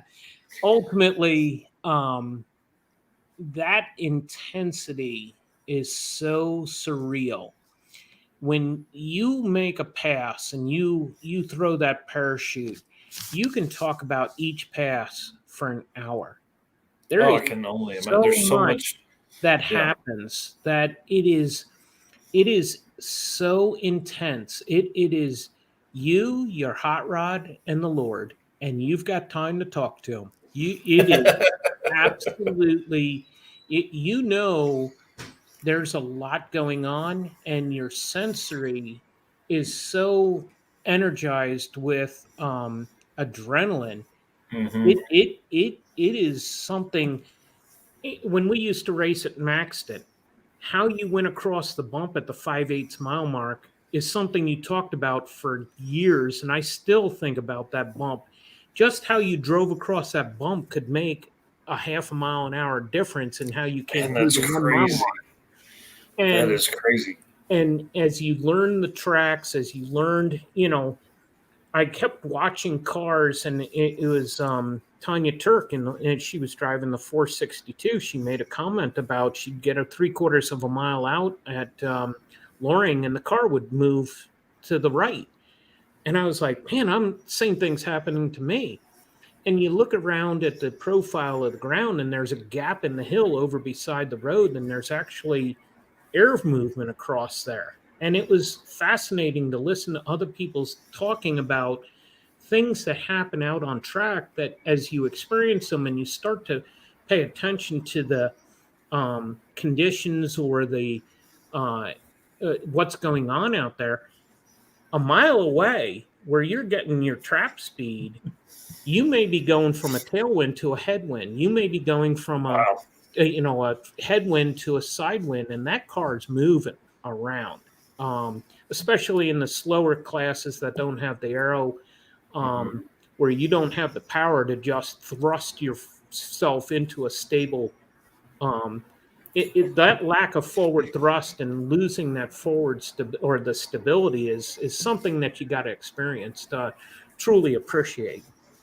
So, coast to coast stuff is a big, that's going to be an adventure that we're going to do in the next 2 years. Like, I'm just going to will it into existence. The struggle's been the time, because we had some guys on the other day, and they were talking about, they live in Atlanta, and it's a day and a half drive up to New York to leave, to head that way. They left from Connecticut and head that way, and they made it across. Everybody had to be under 100 horsepower, on a dyno, like car, put the cars that were questionable on a dyno, and to go flat out that long. What's something that you guys would build to do that with? Under 100 horsepower? No, not 100 horsepower, but like, what's something you would build to go across the country? Oh man. Well, a Corvette always comes to mind, but I would love to take an old Studebaker across the country. Just that'd be cool. I'd rather have fun and do something cool than have the fastest car. Because too many times you get caught up in these classes where the biggest wallet wins. Yeah. I'd rather win the party. Yeah. That's right. Because somebody's always going to knock the record off or whatever, but they're going to remember the dude that had the most fun. Absolutely. And I sign me up for that crowd. Yes. I think that's another group of folks that are, drag and drive event folks, grassroots folks. I mean, it's another very small niche within the automotive industry, performance automotive folks. And, they take care of everybody that takes care of that little group, Yep. It's when you get into a racing group and you can say they get it, that's really fun. The drag group people, they get it. Yeah. The grassroots people, there is more joy and pride in people being honest about their budget that make it so enjoyable. They get it. Yeah. And you can tell the misery and just the demeanor of the folks that may not have been as committed to the budget and having their meeting the spirit of the rule. You go to land speed racing, they get it. Yeah. I've heard Bonneville is like it. I can't wait for the day when we can get there. Those folks are committed, and they get it. And I would imagine going coast to coast, you're gonna have a group of guys that they just get it. Yeah. Those guys to be flat on the, just throw a brick on the gas pedal so your foot can relax for hours. That's pretty impressive. Yeah, and math. just the math that goes into to figuring out fuel consumption. How do you, the auxiliary tanks, and how do you transfer and all that kind of stuff, the extra weight, what that does to brakes and engine, and the figuring it out. I think it's probably along y'all's line too. I like the figuring it out. I like to figure out how that stuff works. Oh, we're only going to get 17 miles a gallon at 107 miles, instead of 25 at 92, or whatever it is. Yep. So, all right. So I'll say that I'm getting a little light on some questions here. I do want to talk about your mom's new ride that you guys are building for her, and kind of what the plan is for that. And then let's flip into some, kind of why you started recording for YouTube and making videos. Sure. And then if anybody's in the chat that want to ask some questions, we welcome those as long as they're appropriate. So let's start with mom's ride, because that looks like a cool truck. Well, we went down to South Carolina on a reconnaissance effort to see what kind of cars we could drag back. We through COVID, ultimately, my employment situation was changed. 800 of us were offered an opportunity to find a different pasture. There you go. That's a way to word it. And ultimately, I started a small business. We have a fabrication shop, Pack Performance, and we've been staying busy. But one of the things that I have always enjoyed the most, and having owned, nearly 200 cars, I love buying a car, fix it up, and sell it. Mm-hmm. So we took the opportunity to go down and explore, and we ran into that truck. And when it was first offered to me, it was way outside its value. Mm-hmm. And when we saw it in person, the guy had come down $1,000, and my wife I could see the look in her eye. It's like, big boy, you better get your negotiating hat on. This girl fell in love with that truck. And she's telling you, hey, I really like it. In front of the guy, you're like, shh. Oh, she did that before. I'll go back to that story in a second. She blew a negotiation on. I'll just tell it now. We're at the Ford dealership, and I'm trading in my Monte Carlo to get the Taurus wagon, and we couldn't come to an agreement on the price. We were $500 apart, and I was like, "Well, let's go." And my wife, she gets this look, but I want that car. And the sales guy just put the biggest smile on because he knew I was losing that battle. Yep. So, fast forward to this year, we're down in Florida or down in South Carolina to look at different vehicles. We come across this truck, and this girl is making all the wrong sounds. He is, oh, honey, we could do this. And, oh, honey.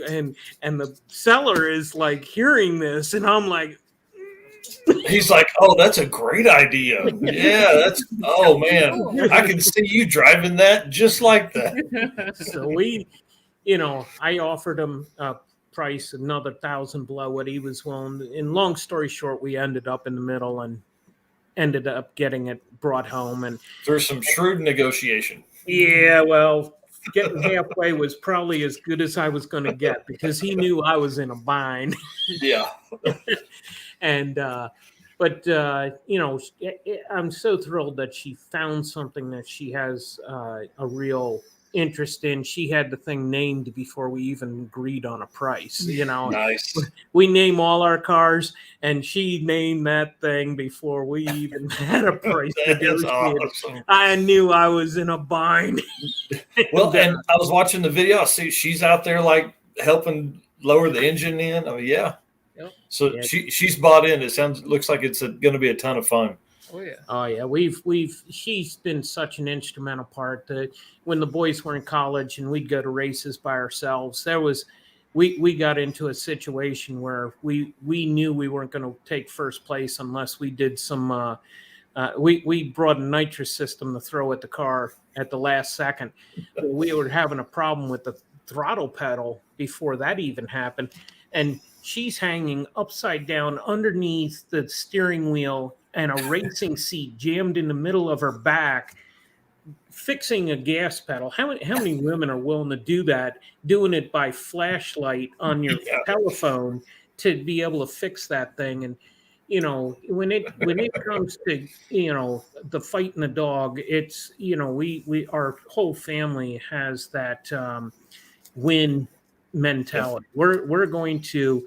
I've made passes down the track and set event records with welds that were hot in the car because we finished fixing it, and as Calvin's letting the jack down, I'm climbing in the car with my fire suit, getting to staging lanes to make a pass. It's we will do what it takes, and she has that fire in her belly. She is That's awesome supporter, and so while she's not going to do as much of the bulwark on the stuff that we're going to do, she is right there helping us out, and it's the whole family effort that makes the difference. Whether it's she's running the pickup materials or getting bottles at the weld shop, every ounce of effort counts. And we've got a couple sayings around here. People always ask us, how do we get so much done? And we're all committed to that level, but we also are committed to utilizing our time to the best of our ability. If we got 5 minutes, do a 5-minute job. If you got 10 minutes, do a 10-minute job. And you can create a day on a weekend if you put 5, 10, 15, 5, 4, 3, 10 minutes together through the course of the week. You generated hours that you get freed up. And with her being committed to try and help us make sure that when we get to the weekend and our high focus time is there, if she's running an errand, she'll go pick stuff up. It's been a lot of fun to have such a strong partner. That's awesome. So and then Matt says it all the time, an hour a day. Yep. Yeah. So it's a 66 Ford F100 that we're building for, and we're putting a crate. One of the few crate motors we've ever put into something. Oddly enough, we have done them before for how cheap we are, but those we actually won. Nice. Putting a crate LS3 into it, and a 4L80E and a Holly Terminator X, and I'm gonna hook up traction control for her and all kinds of stuff so that she doesn't spin the thing out.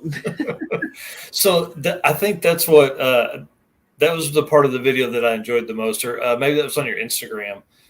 You spinning the wheel, and I'm like it's stuff that nobody would ever think. Oh, traction control on that. Why would I put that on there? I don't need to use that input output, for that. But dude, your mom goes and jumps in whatever car she dailies. If it starts spinning, it's going to take over and handle it. So it'll be cool to see that come together. And my uncle, who's been drag racing for years, he recently got into a situation where he was driving one of his hot rods in the rain, and with all the experience he has with hot rods, he spun the thing out and probably about killed himself. And after that, it was like, you need traction control. He's like, you can put traction control on this? And you're like, oh yeah, here, it's 2 sensors. It's reading wheel speed and front wheel speed. It's like amazing. Yeah, that's pretty cool. So what are you guys going to do for front suspension on that rig? Stock. Oh, cool. Yep. Yeah, a lot of people have asked, why aren't you putting a Crown Vic front end under it? If we wanted our truck to be a car, we'd have bought a car. And plus the drop that gives that truck is, it's like a 4.5 or 5 inch drop. Well, truth be known, it is Mama's truck, but if I need to go pick some parts up with it, I'm not going to be shy about jumping into something with an LS3 under the hood. Right. That's awesome. So it'll of course have power steering and disc brakes all the way around, and we'll modernize a few things, but if she decides she doesn't like the way it drives, maybe we'll do a Crown Vic front suspension down the road. But she's driven our tow rigs all over the place, and she has no issue with it. So Yeah, I think she'll be all right. Yeah, she's not scared of a truck the way a truck should drive. Nope. Or does drive, not should drive, but does drive. Yep. Yeah, when I need a break, when we're on a long haul, she can get into the driver's seat of a crew cab diesel 4-wheel drive truck with a 24-foot, 10,000 pounds on the hitch, and she runs with the best of them. That's cool. So let's talk YouTube, because you just crossed 10,000 subs a couple weeks ago. Yep. And dude, you're about to cross 1 million video views. That's a big number. You think about it.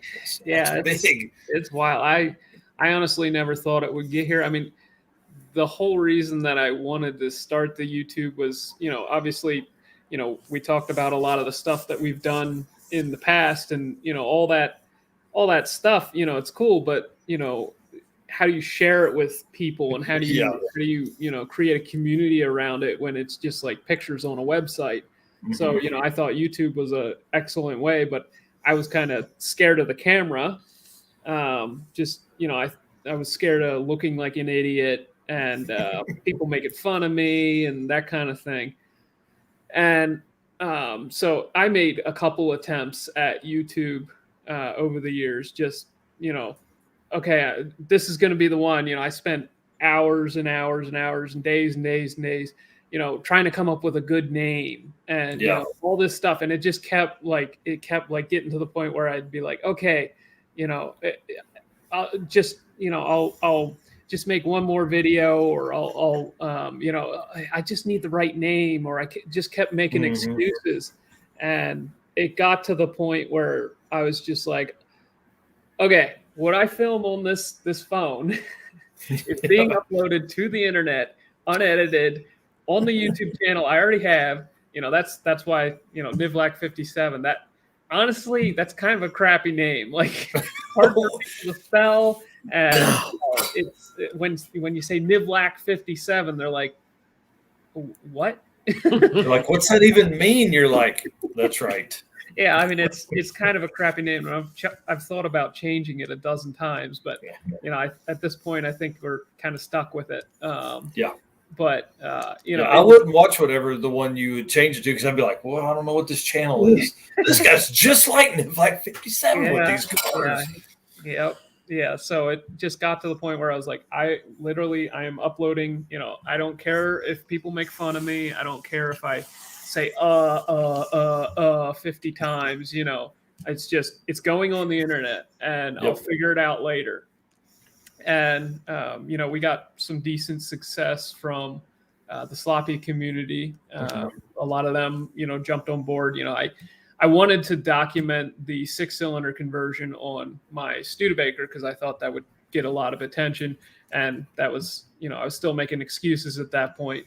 And so I finally broke down. I'm like, okay, I'm just making a overview video of my Studebaker, and that was the first video that kind of took off. And as time has gone on, I've been trying to make it more and more quality content, where it's more easy to watch. And man, listen, that's the way it works. Like, it's so we've put out a ton of content, like 600 or 700 videos, I think, which is about where you're at too. No, you're like 160, so you're famous right out of the gate. I tell people all the time, I'm like, listen, make 50 videos, make 50, get through 50, and then you'll be fine. You'll have the ability to be on camera and stuff like that. My brother just walked in. Right. Yeah. Yeah. It's you just got to get over the I'm an idiot. People are going to make fun of me. I'm sort of an introvert. I don't really, I can be, I can talk to people. I can, but I recharge by, being alone and, being away from people. Yeah. Yeah. I mean, that's kind of my, that's just the way I am. So, you just have to get over it. You have to just practice. You have to you just got to get over yourself. It just, it sucks. There's a few people that are lucky that they just don't have that. They think everything they say is gold, and they can just, jump in front of a camera and they're naturals. But most of us are not like that. Right. my mom went through it with this most recent video. She was just so, oh, I look stupid, and can you cut that out? And like, and I'm like, relax, they'll love you. Just yeah, that's right. Don't worry, people are gonna love mom. It's fine. Yeah. Her parts in the videos are just so funny. Let's look at the data. In the 8-second Nova video is one of my favorite moments. Her trying to find Calvin's 9-second scoreboard picture. It's so honest. Where it's like, yeah, she's you can tell she's like, oh shit, like right dead center of the screen, and it's like right in the middle of the screen, and she's just paused there for like 5 seconds, and oh, there it is. Yeah. It's right there. Yeah. It's so honest, because you're seeing a woman who loves her family so much, trying so hard to get this right, that she doesn't realize it's the part that we love about her the most, because it's so honest. Her little darn kid. Like, I just love you, Mom. Yeah, the best, that is one of my favorite parts of that whole video, because and you leaving it in was awesome. Yep. Yeah, I'll watch that when we're much older, maybe when she's passed, and it'll bring back memories. And listen, I'll tell you right now, our number one video is a video my dad and I did, recovering the seat in my old truck. I mean, not just that's cool that's our number one video, but our dad passed February of 2020, and it's just, we'll always have that. I'll be able to show that to my kids, and so if we had not started YouTube and not started recording, we wouldn't have any of those videos. So it's always cool. That's going. So yes, that is my brother. We don't look anything alike. I'm fat, he's skinny. I get it. Same boat. My brother actually was walking by here earlier. I should have had him stick his head in, but he's like skinny as a rail and looks nothing like me, and everybody thinks he's the younger one. But that's awesome. Yep, he's built some super cool stuff and has finally started recording some things. So I'm excited what that'll do for the channel. What's funny is I've always worried about what my inability for fabrication is going to people are going to think we're both hacks, and he's definitely not, but I am let's get it done. I don't care. That weld is ugly. It doesn't matter. Who cares? When I pop the hood on the old truck and people are like, oh man, why didn't you wrap these? I'm like, because I didn't give a shit. Our biggest thing with the channel is if I can do it, you can do it. I guarantee you can do it if I can do it. You know what I mean? Sure. And so if we built a log manifold for the truck, right literally where I'm sitting right now, I built it right here and chopped up pieces of exhaust pipe that had been rusty before, and I would grind the edge off and weld it on. And it's 1,500 miles and lots and lots of boost. Yep.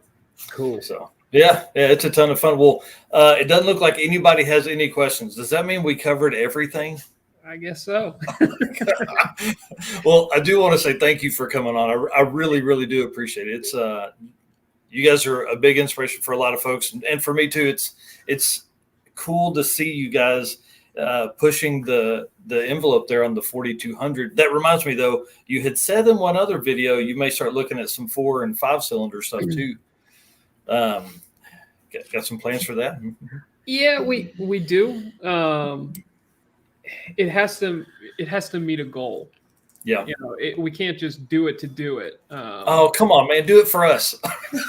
That's not the goal we're looking for. Right. And we've looked at the 4 cylinders, being that it's a 2.9 liter, the Land Speed Racing E-Class, I believe is, or is it D? No, it's F. F. Yeah, F-Class in Land Speed Racing. The cubic inch limit is 183 or 3 liters. We've talked about doing one for that. We've looked at a lot of things. If you go through the series of videos and see the discovery that's made on the exhaust valve, exhaust cam VVT, it's really put a desire into us to have something with both cams adjustable. And that's going to probably drive what the next engine's going to be, whether it's a BMW or a Ecotech or something. You know, me either, John. What? Sorry, he said, John Hooper says he doesn't know what he's going to do when the 12 Pods of Christmas is over. It's going to be weird not being on tomorrow night. Anyways, sorry. It's all good. You know, that's going to be something that's very likely. You know, Calvin's driven my 496 and fell in love with the power that it made. Yeah. We may jump into a big block build or a series of big block builds just to, you know, we've got 6 or 7 of them out in the barn right now that nice. Really need some loving. And what I'd love to do, you know, it's the 4 and the 5 cylinder. You know, we'll probably get around to that eventually. Just you know, it'll happen. But like you'll come across one and it'll fit at that time. Yeah, we'll find a Colorado or something that's like, all right, this is too cheap to pass up. But you know, something that I would love to do is, you know, all these guys with the stock bottom end LSs, they're pushing them super hard, you know, and I think it's a big part of it is engine management. You know, if the guys back in, you know, my dad's day had access to the type of engine management that we have today, you know, we got rid of the slate. Right. Yeah. Well, if they were able to do a timing map like we are able to do today, where, you know, you can control the timing based on, you know, all kinds of conditions and that sort of thing, and, you know, have knock sensors and all kinds of crazy stuff like that, you know, what could they have done? And, you know, we take it for granted on the LS. You know, I would love to take like a 454 or something old that's, you know, already has a good reputation for how stout it is, and just see what a stock one will do if you stick all that modern engine management on it. I'd love to do something like that. We, you know, obviously we're going to try and go faster and faster with the 4200 stuff. It just, you know, we still haven't broken one. It's that's crazy. Yeah. I mean, you're at 700 and you said 713 wheel. Yep. Yeah. I mean, and that's the turbo 400, right? Yep. In that car. Yeah. Yeah. And a 9-inch. And a 9-inch. Yeah. It's amazing how well they're holding. I mean, our experience with the LS stuff, it was a pretty rocky road at the start. Like we really struggled. I mean, it just misinformation all over the internet and dealing with just conflicting stories, conflicting bad advice, just bad advice. And we blew up 2 of them pretty quick. And, you know, it was just one thing after another. And the 6 cylinders has been like smooth sailing. Like it's just, they just work. Well, once you know the minimums on the LS, and you can apply it to anything, right. But we had to go through that valley because you'd ask the question on a forum or wherever, the sources were limited. And after you figured out the problem yourself and you share it with everybody, then you get 1,000. Well, I could have told you that. Yeah. And fortunately, we didn't have, with the tip of the spear, for lack of a better expression, on the 4200. There's not anybody leading the charge on this. And, you know, Calvin picked that ball up and has run with it. But it came after the challenges were, we beat the challenges of the LS. And, you know, the information now on the LS is much more readily available. And we could tell people a lot of the mistakes that we made and how we made them and what parts we were managing wrong because we just weren't managing them right. And Now, with that being the primary focus on every build, applying that to the 6-cylinders has made it possible to really lean on these things without hurting them. Yeah. That's cool. It would be interesting it'd be cool to see what you guys could do with the big block with all of that. I mean, are you thinking like a Holly Terminator, Dominator setup type? It'll probably be carburetor. No. It'll probably be a gold box, like a Mega Squirt type product. I mean, the Terminator I know can do like distributor stuff. I don't know. I'll decide at the time. Right. I'm just wondering if like a coil, a coil pack type setup is that kind of what you're thinking? Yeah. Yes. Yep. That's cool. Yeah, I'll probably put an external trigger wheel on the front, and just do away with all the distributor, everything, just coil and plug, and it'll be all modern. Be able to do a lot of the stuff we're doing on the LS. We're given different fueling and timing depending on which cylinder it is. Wow. Just because they, you can do that. Back cylinders tend to get more airflow, so you just give them a little bit more fuel and take a little bit of timing out, and that seems to make them last longer. Yep.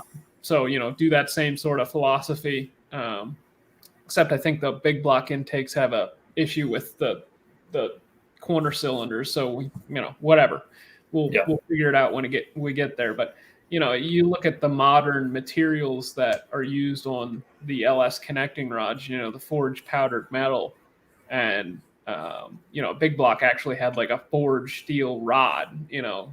I have to believe that is stronger. And just the whole stock bottom end philosophy of don't give it a lot of timing at lower RPM, just get it to make power up in the higher RPM range. Every engine has a torque limit, so just make that torque at as high of an RPM as you can. Just applying that, that's a Honda thing. That's what the Honda guys figured out. Hey, if we kind of ramp the timing in over RPM, they tend to hold together a little better. Right. Applying all the modern tuning philosophies onto an old engine, I'd love to do that. It may not be a big block, it may be something crazy. Who knows? I want it to be old, and I want people like, Matt drives me nuts. Matt mechanics, when he's like, oh, those big blocks that are junk, I'm like, but they're not. They're not. Like, you stick a turbo on that, it's gonna make power. Yeah. Well, and you start looking at, again, you go back to saying the chemical pump from early. How much chemical can you flow through it? I mean, a really high flowing, LS head is about the same as a high flowing big block head. I mean, like you just have more inches with the big block. You can put more in there. So yeah. Plus, I don't know. I like the firing order, the sound. If you compare the sound of a LS, which has a different firing order than like a small block or a big block, they just sound better. The older, the big blocks and the small blocks, they just sound better. They just have a better idle. They just have a different crack. They have a different sound to them. And so the sound of a big block with a turbo, I just, I'm a sound guy. I like that's why the 6 cylinders even happened. It was just like, LS still makes a lot more sense. I mean, as we push these 6 cylinders more and more, it's like, I don't know, these are actually pretty capable. Like, I almost like, if you put them next to the LS, they're actually,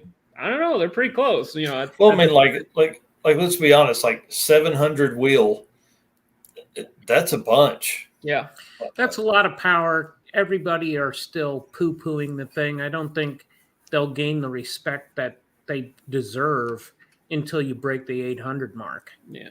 And if we do that with a stock bottom end, obviously you'll see it on the video. But at some point, even the Barra guys got to stop complaining.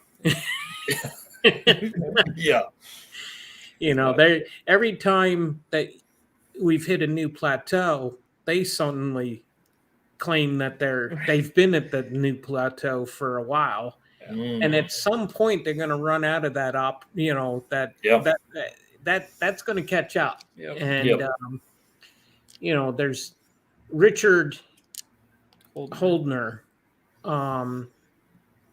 did 550 with his, and he was not leaning on the thing. He applied some of the past lessons that he had learned, camshaft timing and other things to it. But he is a true inspiration. Yeah. When you talk to him or watch him, his enthusiasm is genuine. There's nothing fake about him. And we've had the privilege to get to know him, talk to him personally. We have gone in a different direction on certain things just based on what our thoughts were, and we had the opportunity to test them out, and they bared fruit. And it's been a lot of fun to get his acknowledgement each time a video comes out. He will pop a comment, and you can tell he's enjoying the fact that we're seeing this success, and we're forcing some thinking to be very different than the conventional thought, and that's a lot of fun. It goes back to the what initiated the conversation. What engine are we going to do next? And whether it's at some point a Coyote engine may make sense. Coyote, but the cost is so restrictive right now. Yeah. But a dual VVT V8, how cool would that be? Yeah, and they sound amazing through turbos. They do, and that's not next. But I the flat planes, I'm not. Yeah. Is it the 5.5 if they ever become affordable from GM? Who knows what the future is going to be? But we're going to find something that's fun, and the ultimate goal is as much power as we can get out of them, and this is fun. Yeah.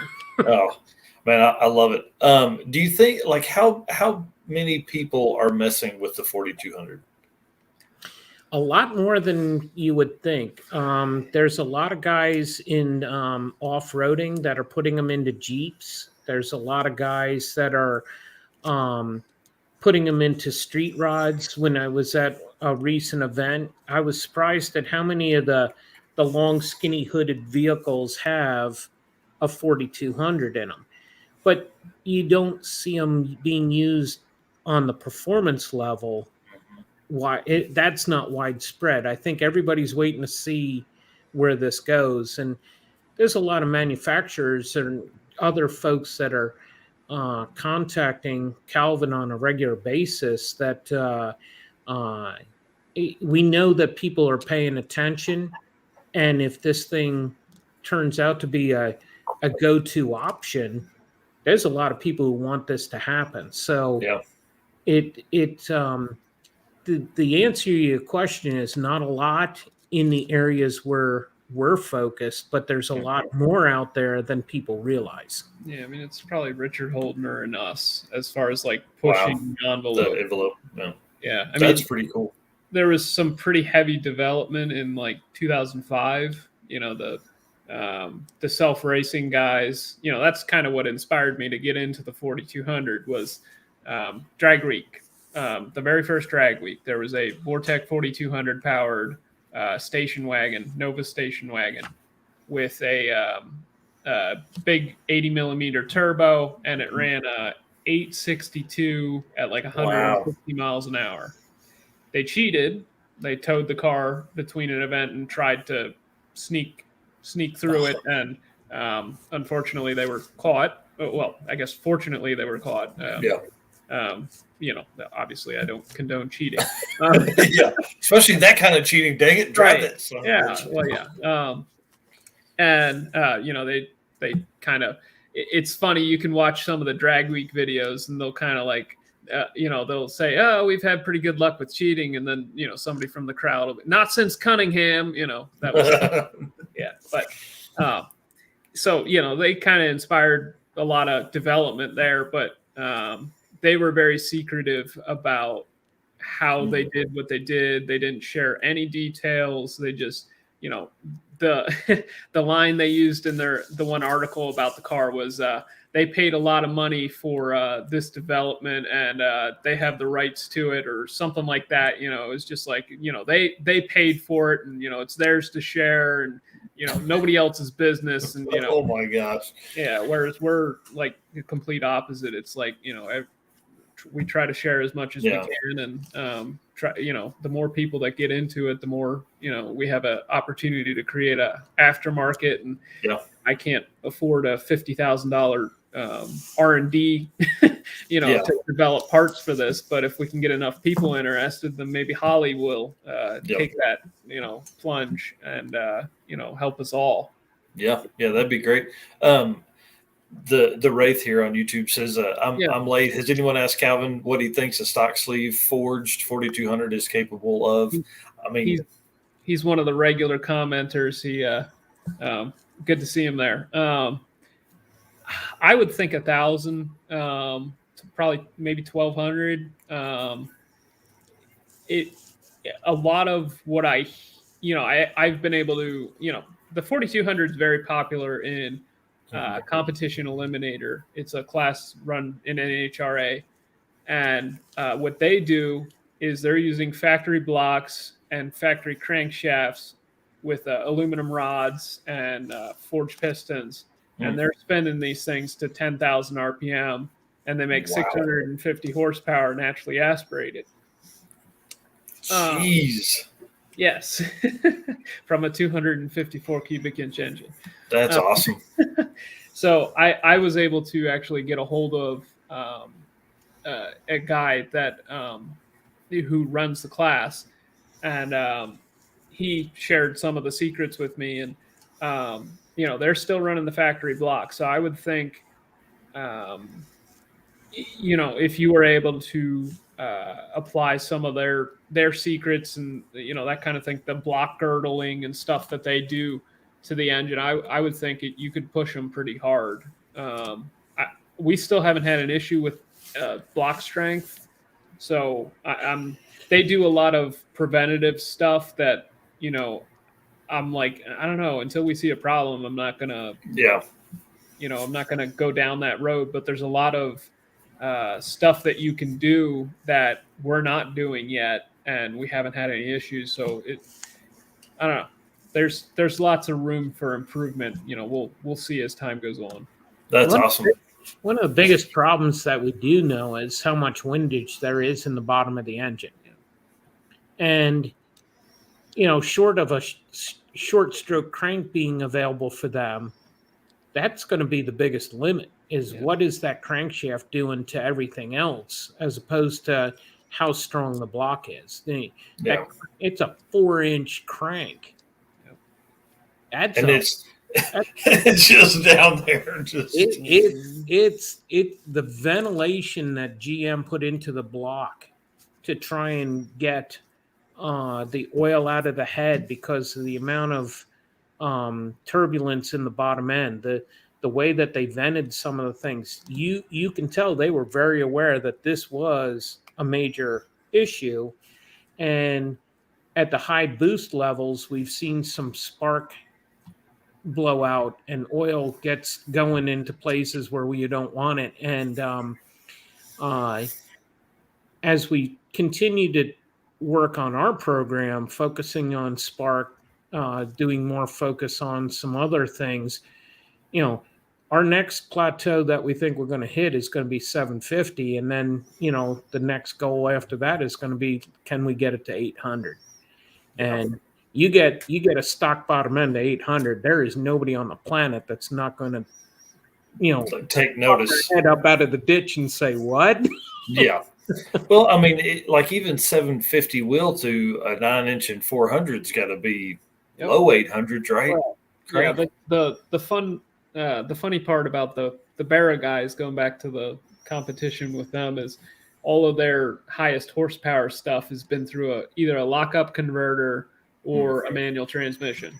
And nice. Everybody knows that's like instant, like 50 to 100 horsepower. So what you're saying is you need a converter sponsor. Somebody reach out. Somebody get these guys a lockup converter. We were talking to Hughes at PRI. So nice. Man, we should have went this year. There's so many people that I'm sad we didn't meet. Yep. Yeah, it was a good time. It was our first time ever. That's awesome. And wow. Yeah, we went in 2017 and had literally like 3 hours. My brother and I had a window of time, and we drove 130 miles an hour to gain as much time as we could there, and drove 130 miles back to his house. 130 miles an hour back to his house. And we were literally like, it was as fast as we could go through it. It was just trying to look at all the stuff, So we're going next year for all 3 days, whether get fired or not.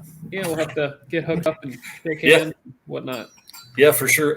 And then you guys had hinted about some maybe a trip to Blytheville, Arkansas at some point in the future.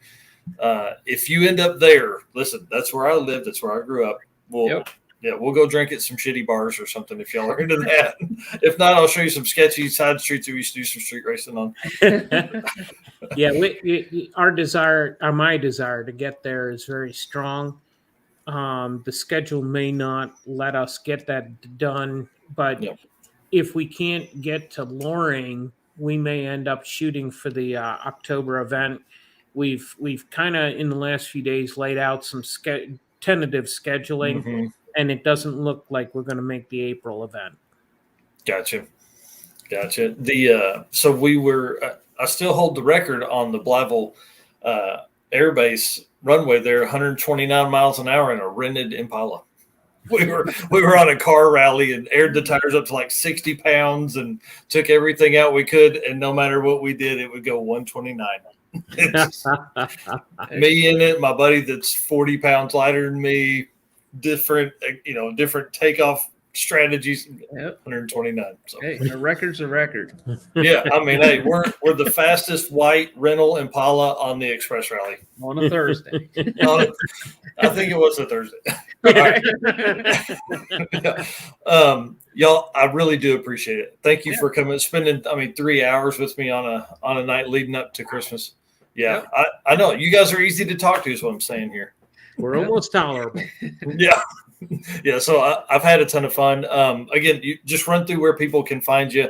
I've linked your YouTube in the chat a bunch. And I'll do that again on all the stuff we post here. Yep. Yeah. Sorry, it's hard to spell. Nivlac57 on YouTube. That's... Calvin spelled backwards. How hard is it?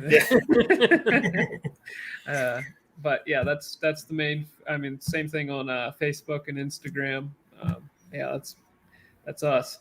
Yep. And you can typically find Calvin. You're making comments in the Sloppy Mechanics public page quite a bit. Spend a lot of time in there. So, all right, guys, this is the end of 12 Pods of Christmas for everybody that's been watching. I appreciate it. This is going to be really weird not being on this stool anymore because next time you guys see me, the room will be done. I'll have my backdrop. I'll have some kind of stool and microphone and all that kind of cool stuff. So, until next year, I'm hitting the end broadcast button for the final time in 2021. This feels weird.